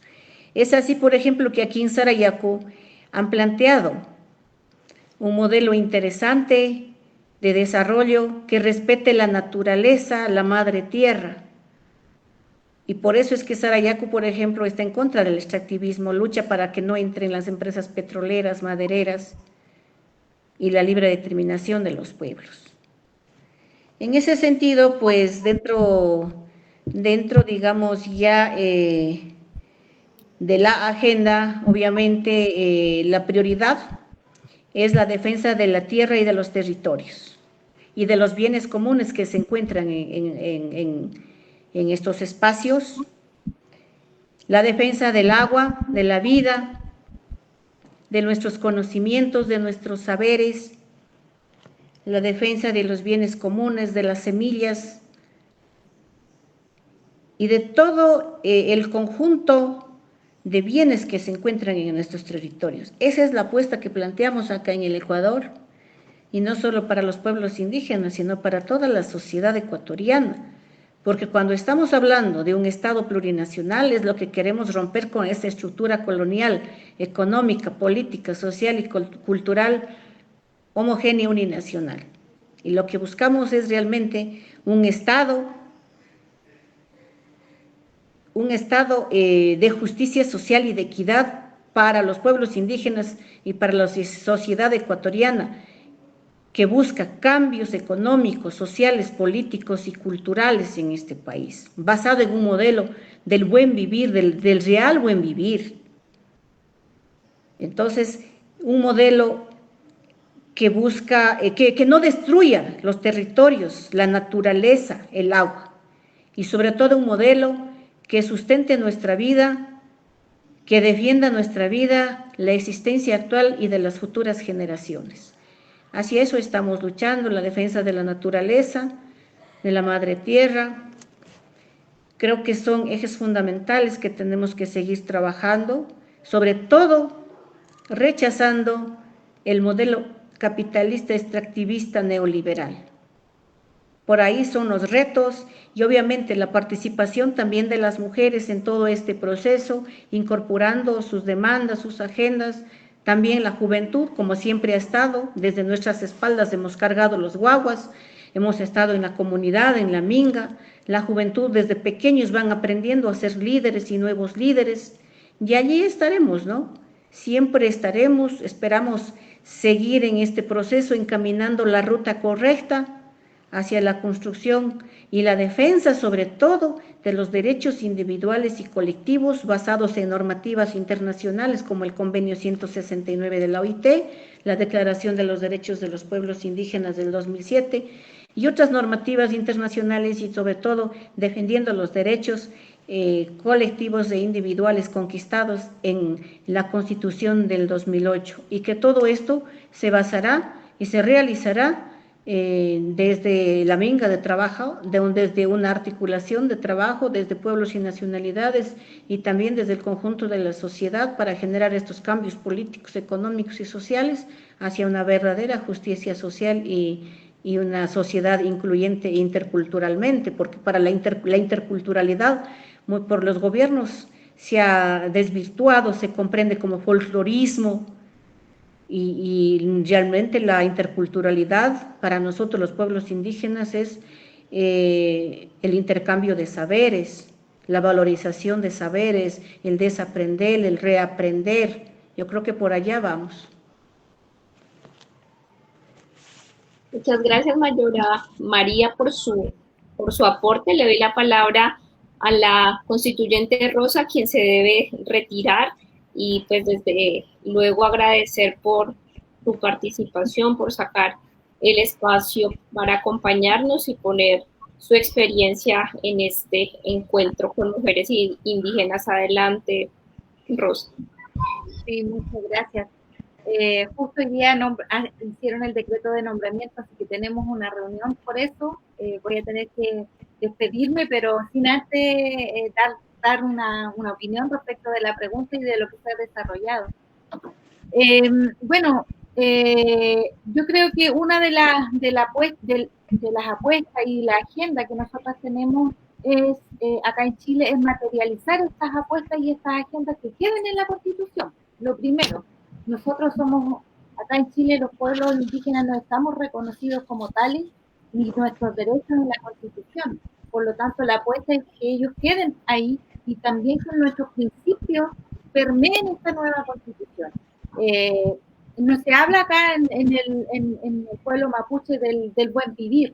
Nosotros tenemos nuestros propios principios que se asemejan mucho. Hay una visión holística también del mundo, hay una visión cíclica también de parte de nuestra espiritualidad.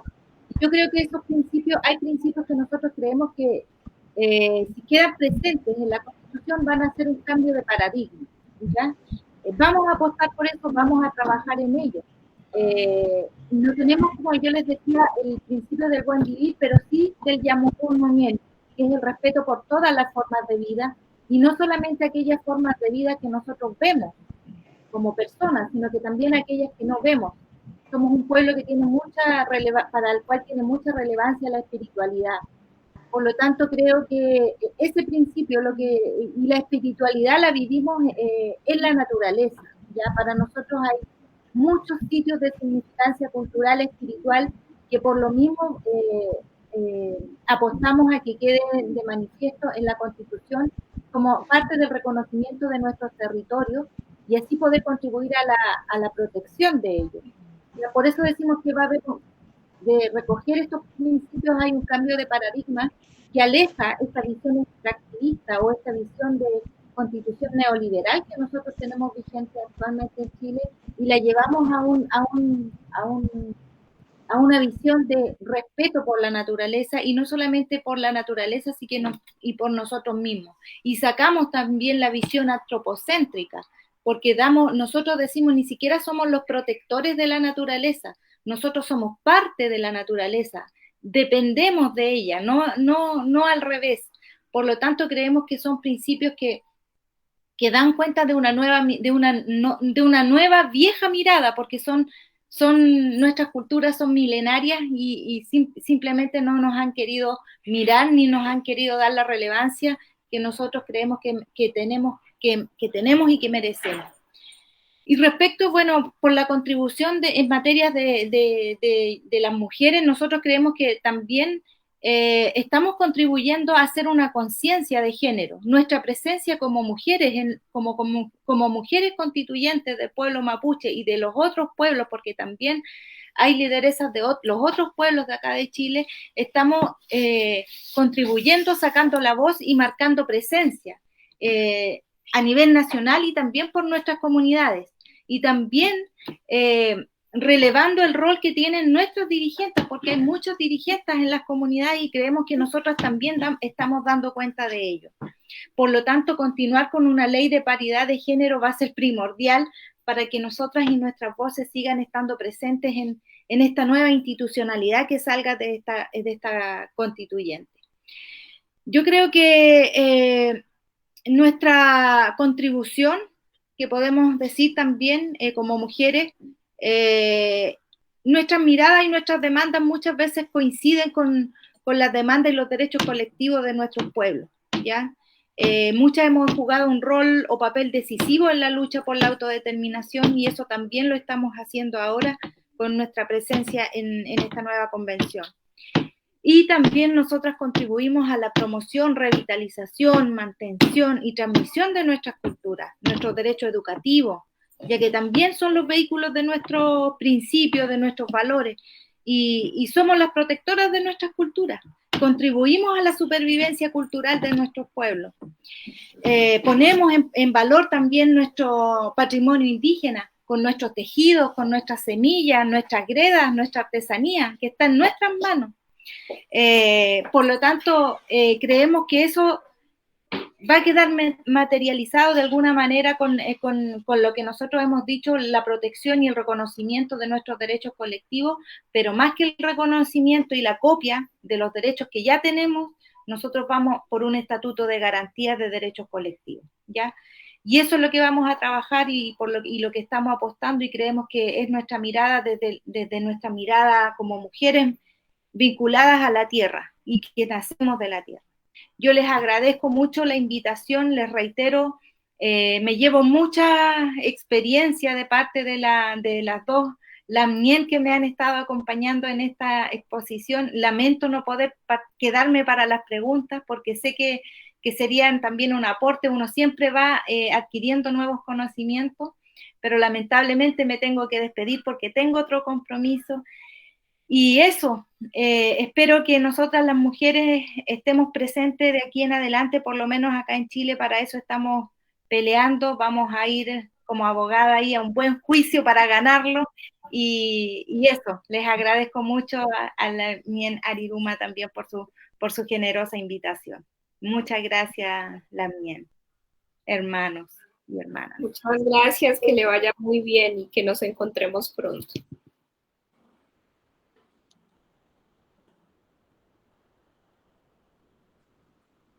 Bueno, y continuando con la dinámica de este panel, le doy la palabra a la concejala Atiquigua para que nos cuente esa apuesta. ¿Por qué el buen vivir es una agenda para todas y todos?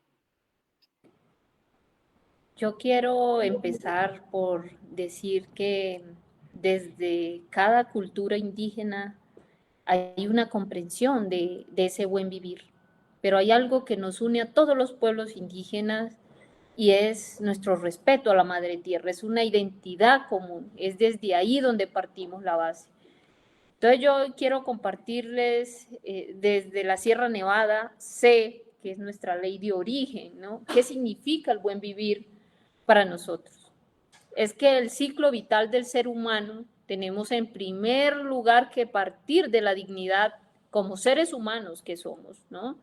Y en eso yo creo que podemos nosotros encontrarnos en la dignidad del ser humano, pero también en la dignidad de la tierra, más allá de la visión utilitarista que ha dominado el mundo, que termina reduciendo el valor de todas las cosas a mercancía, a un objeto de transacciones, no, la tierra como un gran organismo vivo, inteligente, del cual podemos aprender, ¿no? Como un gran libro abierto, el primer libro que aprendemos a leer. ¿Y qué significa entonces el Sein Zarizan?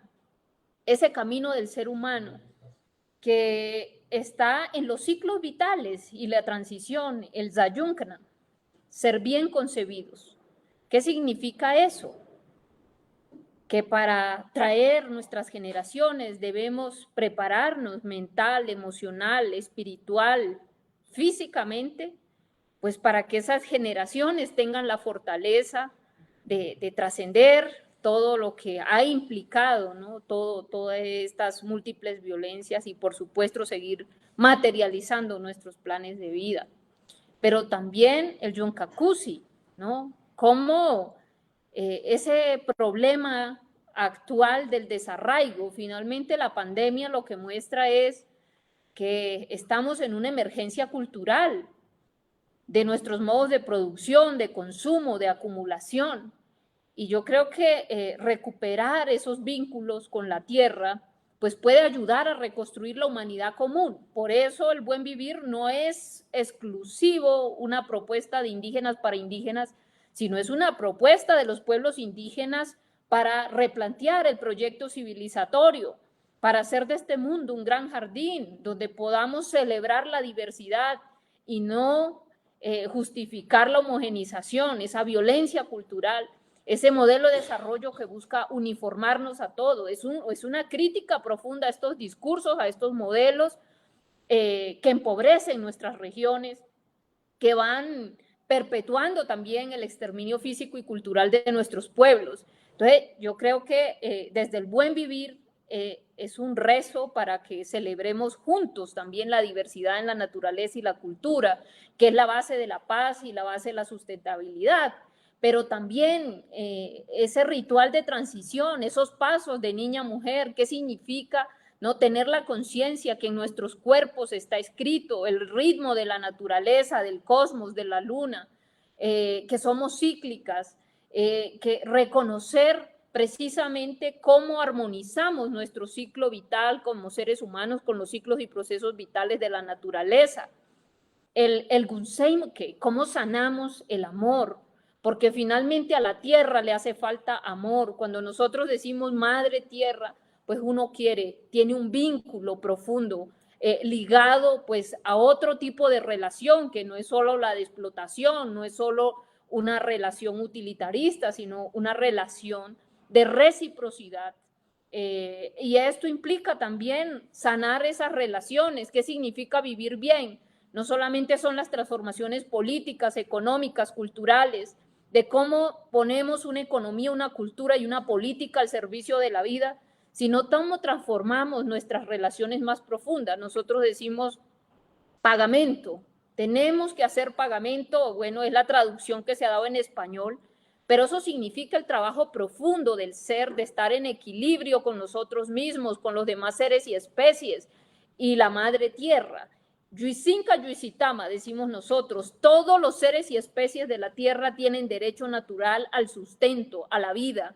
Ningún estado, el mercado puede cercenar estos derechos naturales. Entonces, me parece muy importante entender lo que significa proponer desde nuestras cosmologías la constitucionalización de nuestras cosmovisiones, de nuestras culturas y los desafíos para una democracia monocultural, pues pasar a una democracia intercultural no será posible sin la participación activa de nuestros pueblos, de nuestras comunidades. Creo que enriquece la democracia, pero por supuesto en un país donde se vive la violencia política, esto requiere, ¿no? un poder trascender la dinámica doméstica y poder también que estas apuestas desde nuestras visiones autónomas del mundo, desde nuestras formas de vivir y experimentar nuestra relación con la tierra, nuestras visiones de espacio, tiempo. Creo que una dificultad estructural que tiene el Estado colombiano es entender que hay otras concepciones de territorialidad. Entre ellos, el único territorio ancestral reconocido aquí en Colombia es la línea negra, y es una lucha histórica y tiene que ver con una visión ecosistémica, con una sincronía entre el ecosistema geográfico, biológico, cultural, como una unidad vital, esa reserva biocultural sagrada. Y hoy queremos invitar a todos los pueblos indígenas a que activemos la cartografía sagrada de la tierra, a que hagamos pagamento, a que volvamos también al Tanzanamo, a la búsqueda de la paz profunda. Es desde el Tanzanamo, es desde la paz profunda y desde esta resistencia cultural que hoy, ¿no?, queremos avanzar en un pacto por el buen vivir o los buenos vivires desde cada cosmología, desde cada plan de vida, desde cada territorio construido desde nuestros procesos organizativos de lucha, pero sobre todo que nos implique en un trabajo profundo también que tenemos que hacer como seres humanos.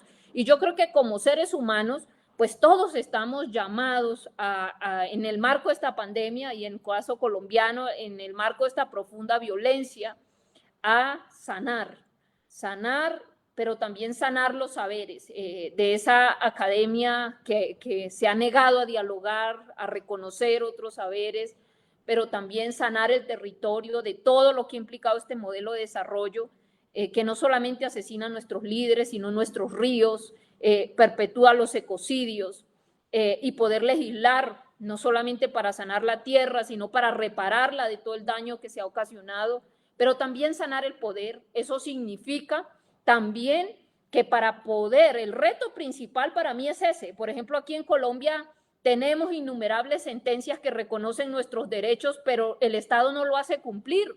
Para poder cumplir se necesita la voluntad política. Por eso vamos a trabajar por abrir un espacio para que exista esa voluntad, pero tenemos que lograr también que miles de ciudadanos compartan con nosotros esta agenda de avanzar en una reflexión muy profunda de materializar un Estado social de derecho, los derechos de la naturaleza, los derechos colectivos y, por supuesto, en específico a los pueblos indígenas, el respeto a la libre autodeterminación, la soberanía de los pueblos, el control democrático del agua, del alimento. Yo creo que son los vitales, la base de una propuesta también de una democracia vital, una democracia finalmente que nos permite decidir sobre nuestros destinos, y allí, por supuesto, la soberanía existencial y la fortaleza de nuestras ideas, la fortaleza espiritual. Necesitamos avanzar en ganar una conciencia política para el buen vivir. ¿Y esto qué tiene que ver? Nosotros en la sierra decimos Abiti Bunsichari, estamos en un momento como especie humana que tenemos que decidir: o seguimos en el camino de la autodestrucción o elevamos nuestra conciencia política. Creo que para que haya un despertar y un amanecer debemos elevar nuestra conciencia política. Este es un reto pedagógico que no podremos hacer solo, por eso estamos invitando a todos nuestros aliados de la Abya-Yala, a todos los aliados también en este mundo, a que nos reconozcamos como parte de un mismo hogar, que es la tierra, donde nos une el agua, el ciclo natural del agua, que es transcontinental incluso, pero que podemos actuar de manera local y puntual. Entonces, el Seinzarizano, ¿no?, lo que implica desde la Sierra Nevada, armonizar nuestro ciclo vital como seres humanos con los ciclos y procesos vitales. Entendemos el buen vivir, pues es algo que nos atañe como humanidad, como especie humana. Por eso es una propuesta que tiene raíces, pero también convoca a la humanidad.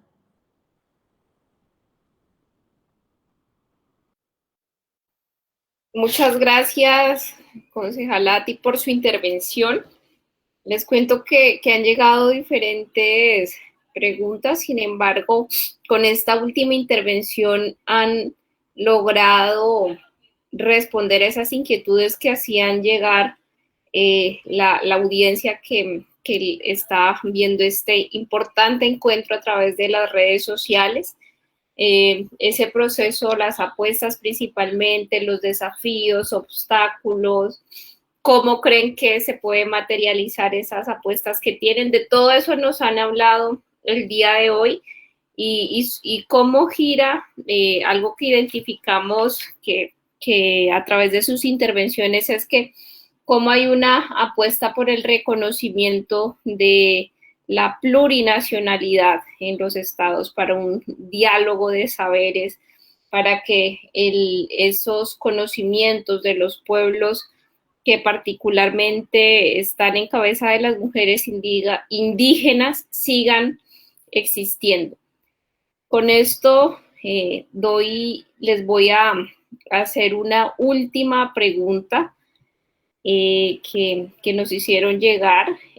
Es una pregunta que tiene que ver con la justicia transicional y dice: ¿cómo entienden la participación de las mujeres en el marco de un escenario de justicia transicional que se traduce en la recuperación de las diversas memorias históricas de los pueblos y nuevos procesos de reforma constitucional? Hay algo muy interesante, y es, si revisamos el caso de Perú y la Comisión de la Verdad, ¿no? Informes sobre las violencias de las que fueron víctimas mujeres indígenas, quechohablantes. También se está revisando el caso de Sepursarco, mujeres indígenas que después de lograr un trabajo de 20 años en la jurisdicción ordinaria logran una sentencia que reconoce y condena a los perpetradores de violencia sexual, a los militares. Entonces, creo que ustedes como mujeres indígenas, pensando en una agenda de paz, ¿cómo reciben, cómo ven esa participación de las mujeres indígenas en este marco de justicia transicional? ¿Quién quiere iniciar? ¿Quién dijo yo?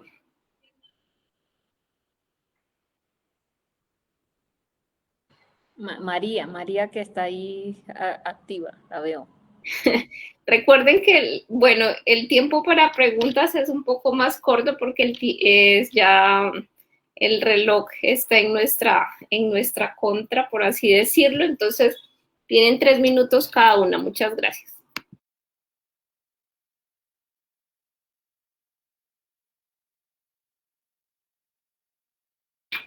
Mayora María tiene el micrófono silenciado.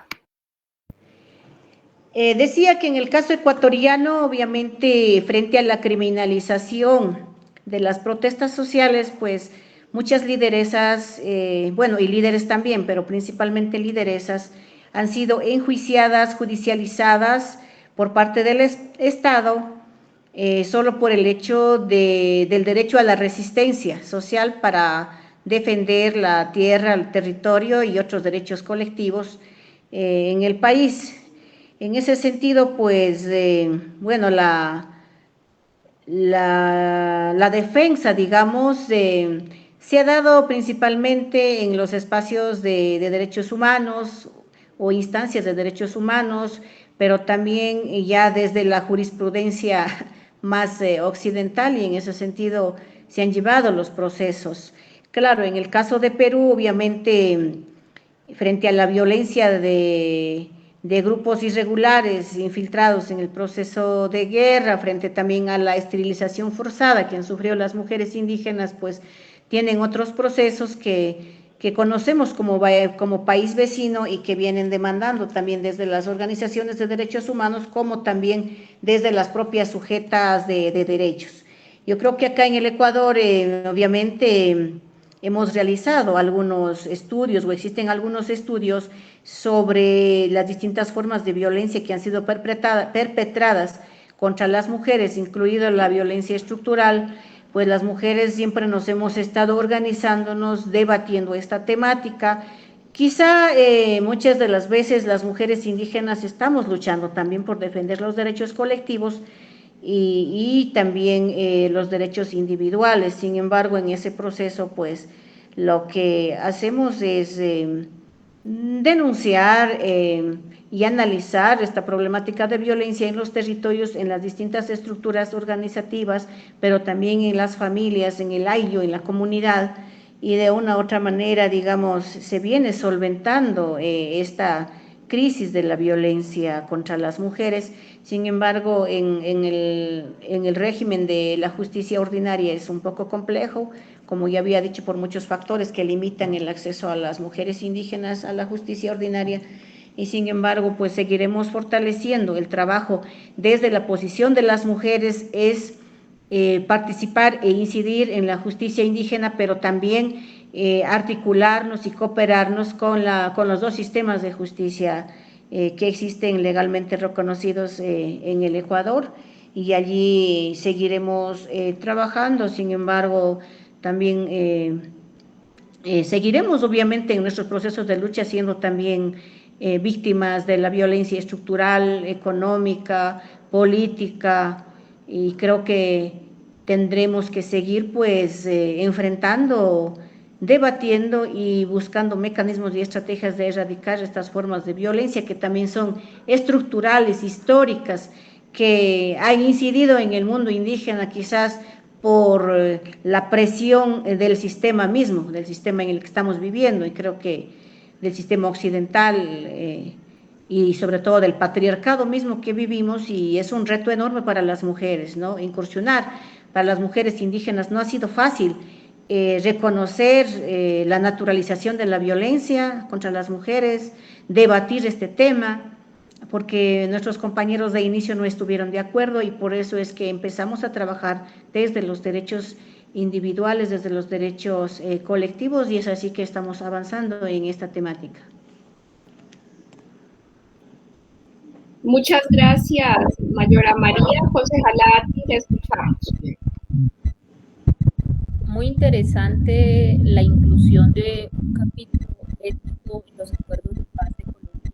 Es el único acuerdo de paz en el mundo que incluye este capítulo, pero en el marco de este capítulo el enfoque de mujer, género, familia y generación, entender de manera diferenciada qué ha significado el conflicto armado en Colombia para el cuerpo mental, emocional, espiritual y biológico y físico de las mujeres. Me parece importante todo el avance que ha hecho la Corte Constitucional en reconocer en el marco del auto 092 del año 2004, digamos, estas violencias y estos patrones de discriminación que terminan obviamente por impactar, ¿no?, a las mujeres. Y en este momento de memoria histórica, creo que nos hace falta una memoria también con sentimiento, con mirada, con un enfoque que nos permita pues escribir. Si miramos el movimiento indígena y la literatura que tenemos, pues no tenemos las historias de las mujeres en los territorios. Creo que podemos hacer un poco más y llamamos a la academia a seguir trabajando en poder levantar, digamos, este tema de la memoria, pero me parece que también es el derecho que tienen las víctimas. Digamos que las víctimas hoy están en el centro de este acuerdo de paz, por lo menos eso en el marco de los acuerdos, pero en la realidad vemos que hay unos desafíos en la implementación de lo que implica también el derecho a una memoria histórica, el derecho a la verdad, el derecho a la justicia, a la reparación, y esto con el fin de que no se sigan repitiendo estas violencias. Lo que hemos visto en el marco de esta violencia que empieza a escalarse en Colombia en el marco de la protesta social es que siguen asesinando a las mujeres indígenas, ¿no? Una abuelita cansada, a una lideresa comunitaria, la violencia sexual en el marco del conflicto, de una mujer Nucac Macú, de una mujer en Vera, el disparo que le hicieron a una mujer arhuaca en la Sierra Nevada, y que estas lecturas no se pueden ver de manera aislada, porque cuando uno tiene un análisis de que estos son hechos aislados o que la fuerza pública o el Estado actúa, digamos, no, esta es una política de Estado.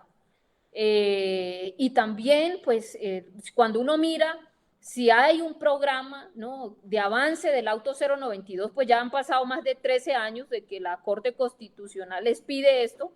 Sin embargo, hay unos retos en la implementación. Entonces, creo que en el marco de la justicia transicional, creo que específicamente en lo que tiene que ver con la implementación de los acuerdos de paz, el capítulo étnico, el enfoque de mujer, género, familia y generación, es un enfoque muy importante. Como concejala de Bogotá, en el marco pues de los retos que tienen todos los entes territoriales en el país de cumplir con estos acuerdos, quisimos pues plantear el tema de que se incluyera el enfoque de mujer, género, familia y generación de acuerdo a las cosmovisiones de las mujeres de la diversidad étnica, para poder trabajar con las mujeres víctimas del conflicto armado en el caso de Bogotá. Acordémonos que aquí en Bogotá llegan las mujeres desplazadas, de cada 10 indígenas, 7 son víctimas del conflicto armado, muchas son mujeres y tienen a cargo niños. Por ejemplo, cuando pensamos en las mujeres en Vera y hacía un debate de control político, nos damos cuenta que 220 son niños y niñas víctimas de la guerra, y que no hay un enfoque para, abordar este tema, pero también para reparar cómo se articula el tema de la JEP y todo el trabajo que hay que hacer para este tema. Creo que esos son desafíos concretos que tiene la paz en diferentes territorios, así que esto implica pues que nuestras organizaciones sigan luchando por su derecho a la paz, por la implementación del acuerdo del capítulo étnico. Creo que ese es un compromiso importante, porque nuestra mirada de la paz no es la paz liberal o la paz de los otros sectores sociales, sino la paz con la tierra y, por supuesto, la paz de nuestras comunidades. Muchas gracias, Mayora María, concejala Ati, por esas reflexiones tan importantes. Y lo que uno se da cuenta es la diversidad de temas que hay, las posibilidades de trabajar desde las mujeres indígenas para todos y todas. Entonces, agradecerles. Ya se nos acaba el tiempo y quiero agradecer a la precandidata para la consulta del movimiento indígena a la presidencia de Colombia, la concejala Ati Quigua, y por supuesto a la Mayora María Vicenta Andrade, candidata a la presidencia de la CONAIE. Mil gracias por este espacio, y con esto le doy la palabra al Machi Ariruma Cowi, para que con su sensibilidad y con su escucha pueda despedirse y cerrar este evento. Muchas gracias a todas. Duni, como dicen en mi pueblo, gracias. Gracias, Duna. Bueno, simplemente quisiera expresar un fuerte agradecimiento a las compañeras Rosa Catrileo, María Vicenta, a nuestra Mashi Atiquigua y también a nuestra moderadora Dunen por este conversatorio. También agradecer a los compañeros de la Universidad UR Intercultural, ¿no? A la Universidad del Rosario, a Corape, Inti Raymi de las universidades y también al equipo técnico que ha estado apoyándonos en el manejo de esta plataforma, Andreita Tigo, Lorena Cubides, Julián Gutiérrez, Mauro Guerrero y Joan Espinel, ¿no? A todos ellos, pues nuestro agradecimiento por este apoyo permanente. Y simplemente decir que nosotros pues no tenemos que perder las esperanzas, estamos seguros que nuestras compañeras en sus respectivos espacios cada día irán conquistando y cumpliendo con sus metas y esperamos que esa experiencia que han acumulado en este trabajo constante con sus bases, con sus comunidades, con los distintos barrios, se expresan luego pues en los espacios que estamos seguros que lo van a lograr, van a ganar, ¿no? Y todo eso, pues como decían en sus intervenciones, cuando se hablaba del buen vivir, pensando en todas las personas que hacemos Colombia, hacemos Chile, hacemos Ecuador, y también a los seres naturales, ¿no? A los elementos de la naturaleza, para que no se siga acribillando a nuestros hermanos de la naturaleza. Entonces, simplemente agradecerles, darles un fuerte abrazo virtual desde la distancia y seguir adelante en este gran sueño de ir empoderando y consolidando el rol de nuestras compañeras. Yupaychani se dice, o es el equivalente de Duni Duni, ¿no? Así que muchas gracias y hasta otra oportunidad. Nos veremos. Sí, y cada una, la mayora María Vicenta y la concejala tienen la palabra para que se puedan despedir. Muchas gracias. Bueno, muchas gracias a los compañeros y compañeras organizadoras, a la compañera Ati, un gusto conocerla, realmente un aporte interesante desde su país, Colombia. Esperamos pues continuar en este debate, ojalá haya otras posibilidades, compañero Ariruma, que sigas con estos espacios, abriendo estos espacios de debate, porque es un espacio de aprendizaje, de intercambio de saberes. Me parece sumamente interesante y muy agradecida, y agradecida también con Corape, una red alternativa en comunicación popular comunitaria. Me parece su aporte muy importante en estos procesos de debate, y gracias con todas y todos. Concejala Ati. Bueno, quiero desearle a María Andrade mucho éxito en su postulación como primera mujer al frente de la CONAIE.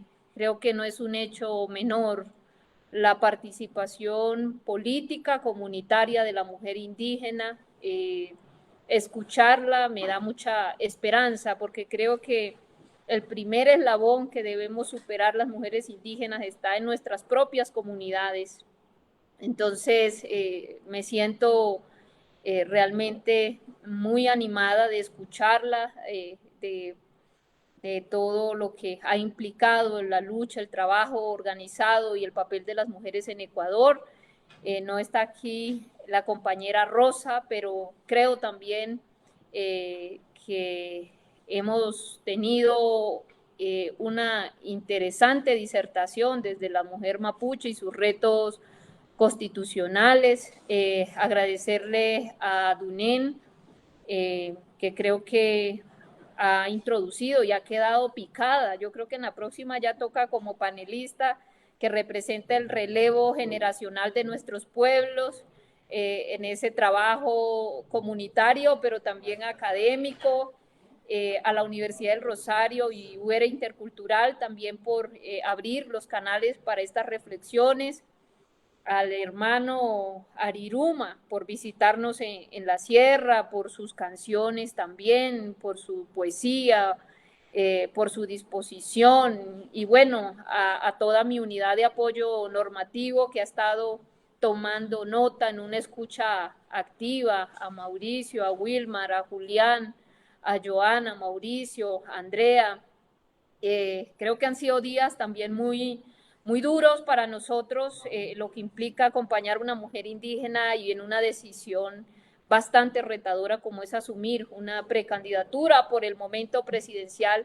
Invitar también a todos nuestros amigos en cualquier rincón del mundo a que nos acompañen, porque yo creo que se trata de posicionar una agenda que viene no solamente de una realidad como el contexto de Colombia, sino que también es del acumulado de nuestras luchas históricas, y entonces en ese sentido quisiera hermanarnos en ese trabajo. El futuro será femenino o no habrá futuro, y el buen vivir creo que es una esperanza para la humanidad en este momento. Entonces, seguimos aquí tejiendo y esperamos que en el marco de los mecanismos que se definan aquí en Colombia para una candidatura única, podamos tener las garantías para que el mejor o la mejor propuesta pueda representarnos, y allí estaremos trabajando con todo nuestro corazón. Muchas gracias a todas, Mashi, muchas gracias y nos vemos muy pronto.